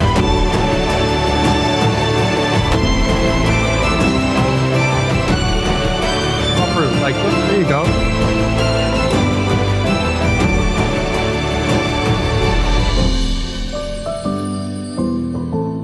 Lovely. Isn't it? We got our own little like an intro music to this thing and everything. It's fantastic. Okay, so Keito, you are going to throw us a couple of accents there, and I think we're going to take turns, right? As in, like, Layla will get some different accents than me, just so Layla doesn't copy my amazing accent, because it's easy. When you hear an accent, it's actually easier to copy it, isn't it? Then just tell us a quick one, actually. How did you sort of get into doing accents and stuff like that before we delve into it? Days. I'm not a professional or Great. So no competition for me then. Yeah, great. But I've always liked hearing different accents. Obviously, being born in London and then like on summer holidays being taken to Donegal, like I was obviously going to notice the change in Big the difference. accent. Yeah. From like a young age. So, and then moving to Donegal and then going to Dublin and I just, I love hearing accents. So whenever, I hear it enough, it kind of sinks in. Brilliant. So okay, so we're going to test that out now. Keto, are you there? Are we going to put into a split screen here situation? Or? I'm there for you now. I'm down on the. You're there for us now. Oh, there he is at the bottom there at the floor. Yeah, I had to move myself around a bit. You know, look like you're actually under the desk. You look like you're actually, they gave you like a door under the desk. It's very fitting. What's under there? You don't want to know what's under there. Okay, brilliant, Keto. So, sure, you can give me the first accent, I guess. I'll initiate it. So, unless you want to, do you want to start? No. Okay, I had a feeling you did. All right, so, all right, here we go. This is going to be so embarrassing, guys. But I do it for you guys. Let's do it. Rebecca got our Patreon. Rebecca, fair play to you. Well done. Nice one for subscribing to our Patreon. You're in for some great treats. Nice one, Rebecca. Really appreciate it, guys. The link is in the description, by the way, if anybody's interested. So, okay, so lay it at me. What accent am I supposed to do? We didn't prepare anything for this, but I would say I'd like to see you do a German accent. German? Oh my God. Obviously speaking in English. I was born in Berlin, so but I was only 6 months old when we left. So German accent. Das ist gut, ja. Hey, how are you doing? I am Kozak. Yeah? This is what it's all about. You know, you go in here and you take this and you go and you have the hala haba haila. But that was a bit off the German, but what do you think of that? I'm so sorry. I'm so sorry for any Germans, guys. I'm so sorry. Well, I think get to the chopper. Arnie. So I'm a cop, you idiot. That's very Arnie, and Arnie is Austrian, so I have to give you. Oh, what? Keto's been very hard with the points today. All right, okay, Layla, it's your turn. I think I'll go with Keto. So Layla can't hear you, but I'll tell Layla then. That's okay. No, I'll tell Layla. Tell us which one. Scottish. Scottish. Okay. Actually like to do a Scottish accent. I've never actually been to Scotland before, but I plan on going there when the restrictions ease up. That's really good. Oh my God. Guys, Keto, you're giving her easy accents here now. Come on. That's not fair. This was preordained. This is pretty hard, man. I mean, okay, fair enough. Okay. We'll give it. That was very good. You've never been to Scotland?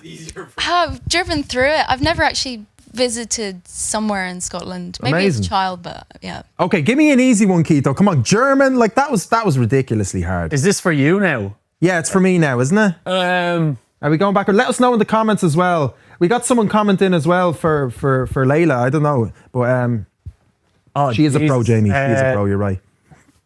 See, it's hard to think of what I could like do that's not too hard, and then doesn't make you look so bad. Yeah, I think I even already did too much with that German one, right? Well, look, why don't we try a French accent? France. I am from France. I'm French. My name is David. This is my French accent. How do you think it is? Is it up to your standards?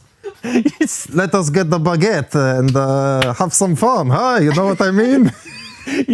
You went from like French back to like Eastern European. Here. I think that was pretty good. What do you think of that one? I thought it was very good. Layla should be voting them. Well, I have to give you buzzers, Layla should be. Yeah. You can't give me a buzzer every time. It just gets boring. You have to give me some right. Here. Keto. All right. Last one. Let's do a last one for Layla, and then we'll have Layla's performances. I'd like to try and see, because I was gonna go with something further away, but it's actually like they're kind of standard accents, so like pretty popular across the board in how like even being used in acting and all, but like really specific ones like the Scottish is hard. So I'd say like what if she could do like Northern Ireland? Northern Ireland, Layla. Okay, well, it might sound a bit Donegal, but it's gonna be better than whatever I've been bleeding doing here. So I like to travel to Donegal This is gonna sound so Donegal. It can't be Donegal because you're in Donegal. North. Donegal's still in the north. No, Antrim. I want specifically Antrim. This is not fair. This is not fair. I don't know what the Antrim accent sounds like. Okay. How about Belfast? Belfast. I have to think of Jamie Dornan if I'm doing a Belfast accent. It's just so, it's like a slight, it's slightly off. It's like not Donegal, but it's north. It's more like there's more of a rhythm to it. I think more of a I really need to practice this one, but that's I great. don't know. That's brilliant stuff. Fantastic. There you go. There's your recognition. Layla Jane, everybody, give her some love in the chat for participating in our accents game. Keito, don't even start with your accents here now. Jesus, I thought mine were bleeding bad. The words are so mashed together, it won't trigger the algorithms, you know. Yeah, well, that's it now. Hopefully. You know, like nobody get any ideas and start taking out little pieces of my bleeding accents and start calling me a racist for making fun of a German accent or a French. That would be very nice of you if you did. But Layla, thanks so much for participating in a bit of crack with us. Tell us, do you want to mention any last little bits of info to people so they can sort of see what's coming up or whatever? I know you gave us a couple of exclusives there if you wanted to kind of mention where people can find you and stuff like that. Yeah. So as you know, the single and the music video is going to come out on the 11th of June. But I'm on Instagram, Facebook, Spotify, everything. Just look up Layla Jane Music on Instagram and Layla Jane, Leila Jane, and I'm in loads of places online. Loads of places online. Yeah. Absolutely awesome. And you can find obviously the link to her Facebook, which then kind of links into everything else in the description of the video, guys. Layla Jane, it's been an absolute pleasure. Thanks so much for hanging around and for coming back, I suppose, after the performance. We didn't scare you away. But you're going to see the next two songs by Layla Jane, which we recorded a couple of weeks back. Her upcoming one, Away From Our Creation, and Feel the Dreams. Looking forward to this.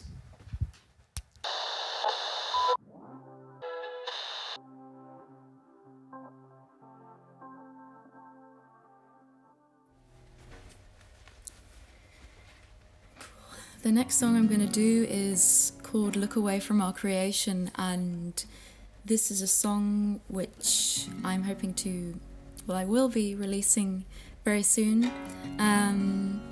So excited for that.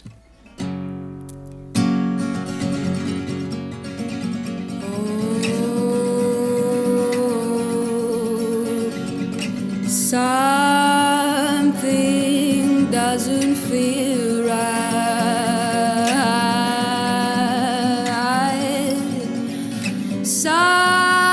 Something doesn't feel right. Oh, something doesn't feel right. Swim like the mist I've become, side to side. Won't somebody please run and tell the world how bad it feels? Tell the world I need to heal, but they won't let me down here. Yes, I think they'd rather that I disappear. Look away from our creation. Try not to see what we've become. It's just a hideous reflection. Let's keep on living like he's gone. He's an animal. The furniture is cold.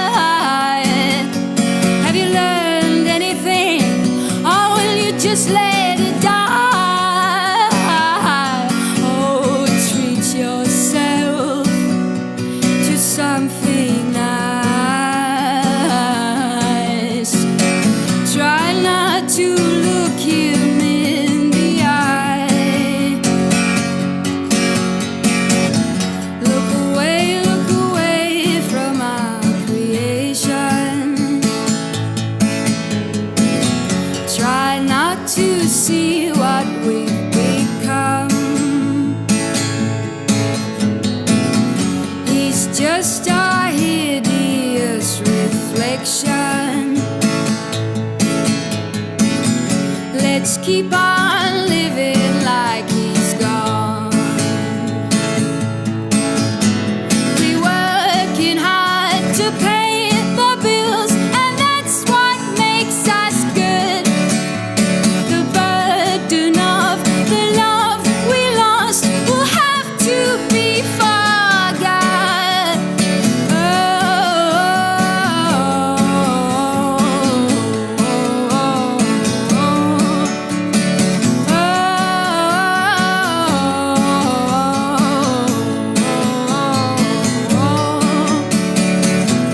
Look away from our creation. Try not to see what we've become. He's just our hideous revelation. Let's keep on living like he's gone. Let's keep on living like he's gone.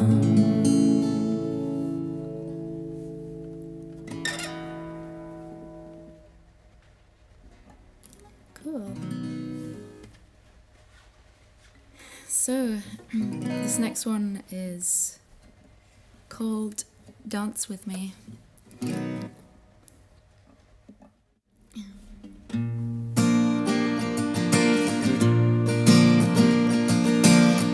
Hello, I'd like to talk to you for just a minute. Just a minute will do. Yeah, I'd like to know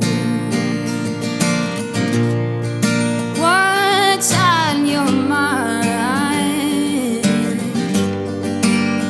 What's going on behind those eyes? Oh, oh, oh. I never felt so free till you walked over and looked at me. Yeah. Well, I thought of something to say, but now you're here. The words, they just slip away. Yeah. Oh, and I don't have to be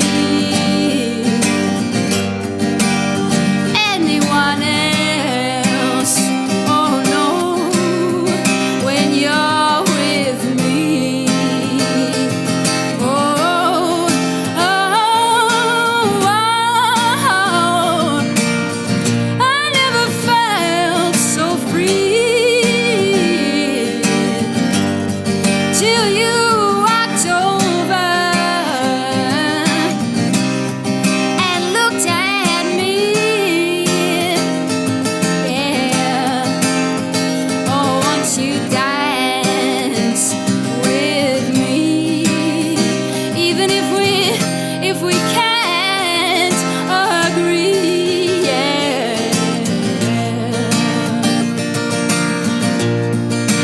Ooh,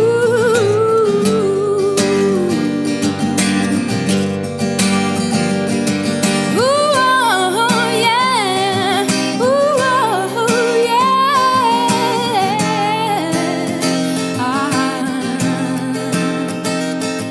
Well, I wonder, yes, I wonder where I'm going from here. I never wanted to trouble you at all, my dear. Oh, you'll be on my mind.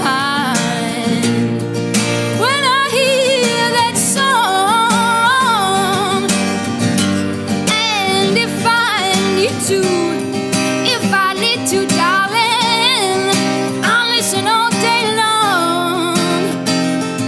Oh, ooh, oh, I never felt so free till you walked over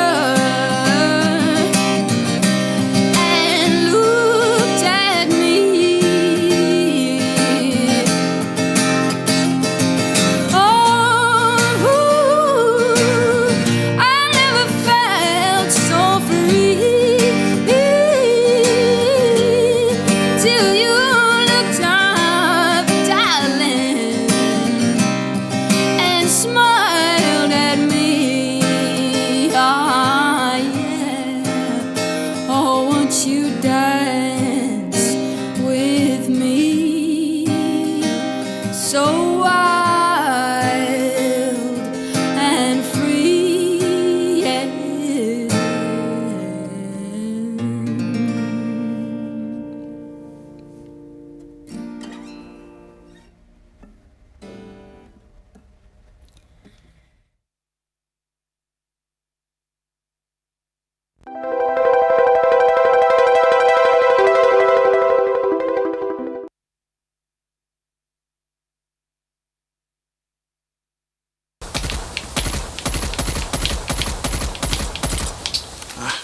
I fancy a pint.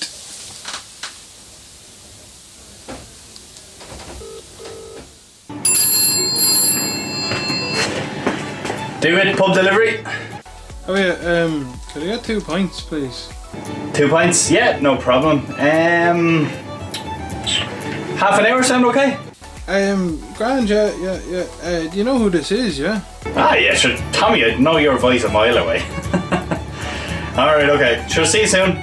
Alright, sound then. Right, good luck. Alright, son.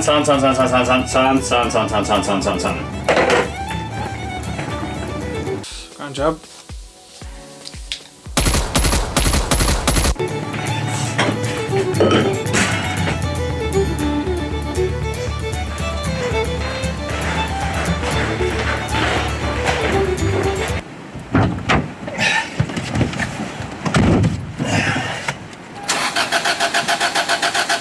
Why won't it start? What'll I do? Oh.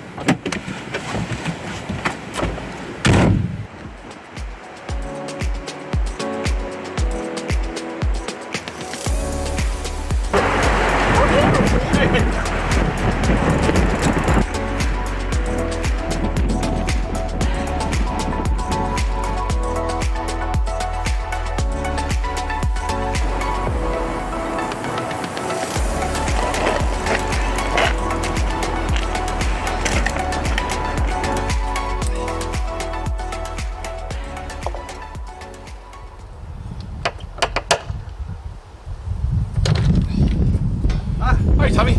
2 pints. Thanks for now. Lovely stuff. Alright, see you again. Bye now.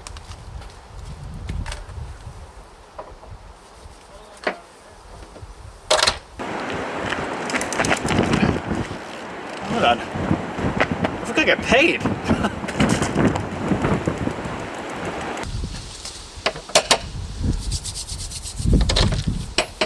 Alright, that's great. Sorry, Tommy, if we're gonna get paid. Oh, jeez, alright. Nice.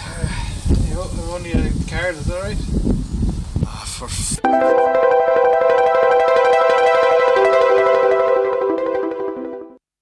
All right, that was the About Time Studios, and the lads actually did an exclusive sketch for us there.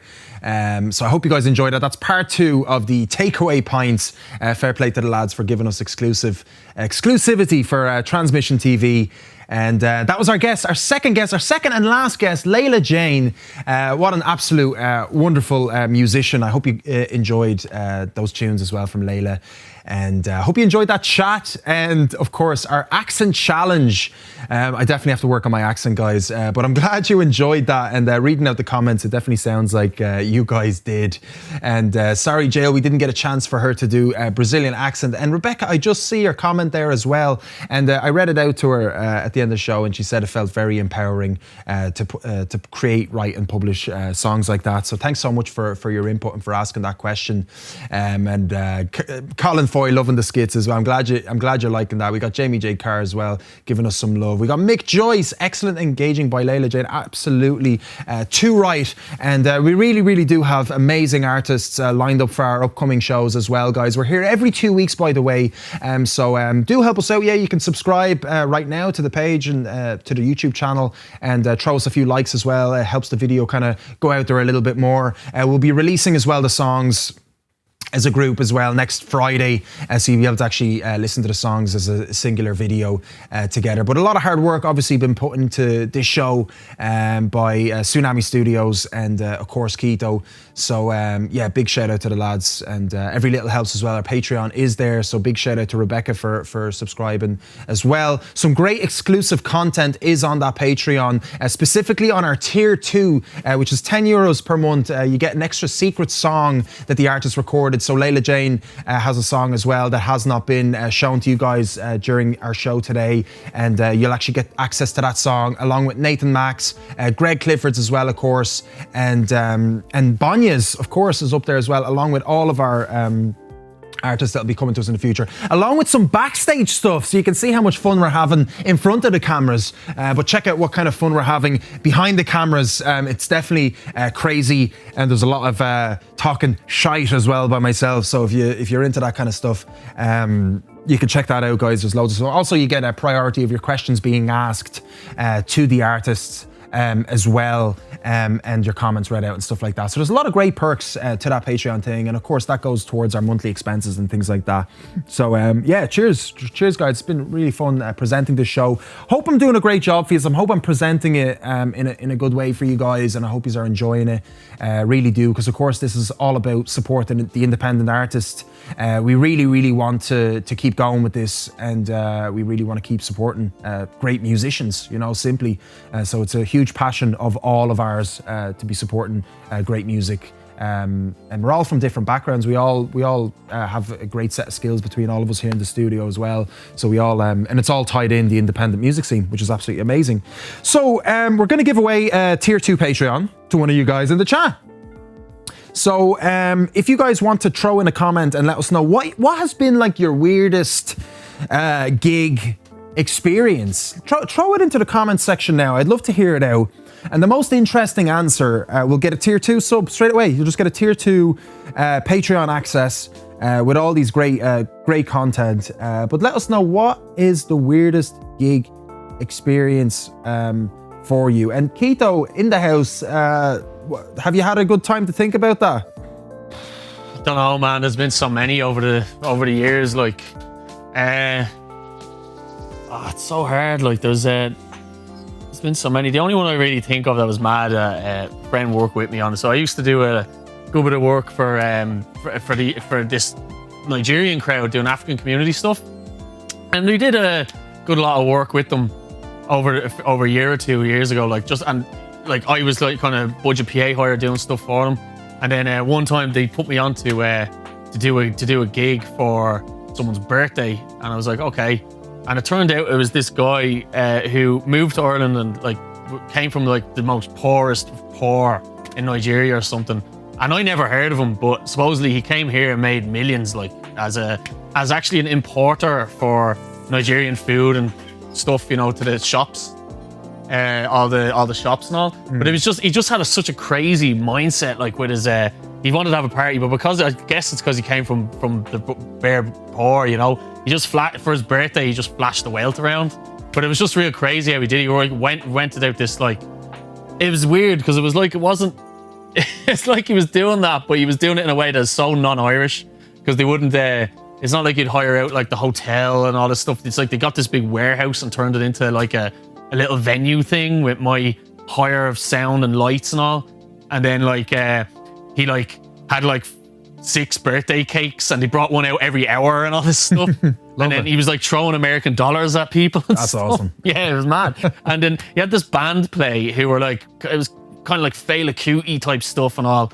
And they were like going at it, but the guy who was playing the drums just like was deaf, absolutely deaf. And we actually had to put like a speaker right beside his head, and like we were like blaring it, and he was still looking at us like, don't worry, and like it just got crazier and crazier. He kept like, it's just the way, it's like kind of like seeing this a different culture, but in a way I was not used to playing out because I already worked with it. I've worked with so many different cultures and all. I've done culture nights, culture days, culture stuff everywhere. Different kind of backgrounds from all over the world really with my work. But that was definitely one of the weirdest because it was just like a weird and as I said, I just think it came from that whole thing of like coming from the dirt poor and nothing, and then when he got here to Ireland he made like a lot of money from it. And I don't want to say his name because I just think people would be like, did I say his name already? I don't know. No, you didn't. Yeah, but I'll leave. I won't say his name because it was weird, because I'd probably get people like looking him up or something. I don't know. But it was yeah, like there was there were so many things that happened that night that I just found so surreal. So that was like one of my weirdest. I mean, you have obviously you've done a lot of work in the music scene over the years, and you've done such a variety. So I'm sure you have so many different weird stories. But yeah, guys, keep posting them. Yeah. Oh, I have another one actually. I worked for a job before that had a. It was like one of these. What was it called? I'm not gonna remember the name, but they had one of those like speaking in tongues kind of thing going on. It was like a cult, pretty much. You really did get some interesting jobs there, Keito. And they were telling me all their stuff about their cult, and I was like, yeah, okay. Just sitting there giving them microphone feeds and all, you know. But they were very nice, but they were just definitely a cult. Interesting, yeah. I mean, because you do obviously a lot of event hire and have done a lot of event hires. Now that's all stopped. But, I could talk for hours about it, but I'll leave it and love you. And yeah, thank you everybody for so far who's done the Patreon. He's Michael Arbiter, and I think it was Jim Murphy. Yeah, Jim Murphy too. And then my ma, of course, like Keito's mother, and supporting us. And Rebecca just joined the patronage as well today. We're not getting a live update, so we don't know who just popped on. But yeah, we got Colin Foy telling us you typed it out earlier, but having a fight with Jimmy Somerville, really? Wow. And also a drag show on a highly illegal drug boat. That sounds mental. Wow. Guys, get your last bit in. We're not going to hang on for this one for too long. We're going to close out because we're running a little bit over time. But I mean, if anybody can match that, and if nobody matches it, I think we do have a winner. I definitely can't match it. Mine don't seem to be too weird. I've just put people in really unfortunate situations, I suppose, with my gig organizational stuff. One of them was an American car show, which we actually carried. I rented a PA from somebody in Swords before I even knew how to set up a PA. This is probably before I knew you, Keito. And we drove the PA over with 3 cars. Like, the PA had to fit through 3 cars because we actually got bass bins, big, massive things. We didn't know how much it was, how big it was. I could not set up that PA. It took me like 6 hours to figure out how to cable everything. I didn't know. The guy like gave me the PA. He was like, you know how to set it up? And I was like, yeah, it shouldn't be too hard. I'll just Google it. And 6 hours, and that's after we set it up. 6 hours. Was it a big one or was it a small one? Huge PA. It was for a marquee. By the time we set everything up, everybody had left. And then I was like, oh my God. And then like we ended up camping there like overnight and stuff like that. But Rob ended up getting one of my guitarists and a close friend of mine, Rob. We all know Rob. And he ended up getting a flight early from some country he was in just to play the next day, right? And he ended up coming, and then like we ended up, there was some kind of misunderstanding, and there was another band playing instead of us. So Rob got a flight early, bless him. We lugged over a load of gear. I dished in a load of cash into this myself. Bren was there as well. Bren, I think the guys, I don't know how the guys restored faith in me after that. I think we played 3 songs out of courtesy of the band allowing us to play 3 songs afterwards with their PA. So our PA wasn't even used in the end. But yeah, that's one of the kind of weirdest situations that I've kind of put people in. Like, they would tell you that was the weird story for them.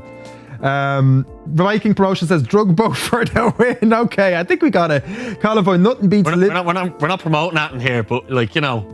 Colin Foy says nothing beats lip syncing Kylie Minogue to a load of lads on Ke very quiet audience. Okay, look, I think we have our winner. Do we have some music to go along with this? Maximilian Colin Foy is receiving exclusive content for this month, Tier 2 Patronage, which is a load of exclusive content. Backstage footage also, he's getting our sincerest love and admiration because he's an absolute legend as well. Does a lot of work for deMars magazine and has done a lot of great stuff, obviously for Transmission Festival as well. He was the presenter. He also did the newsletter and write-ups for all of the artists that participated, and we got Rebecca as well, who co-presented as well that venture. Two absolute legends in the chat, which I recommend you check them out as well. Guys, we're going to finish it there. We're not going to take up more of your time. Just want to say thanks again for everybody that's tuned in. These are absolute legends. We're going to be releasing more content next week. We're going to have our next guest we're going to announce. Do stick around with us for the next couple of months. We really hope to keep entertaining you. We hope to keep improving, and we hope to keep delivering you the finest of independent artists based here in Ireland. Have a great weekend, guys, and I'll see you all very soon. Take care.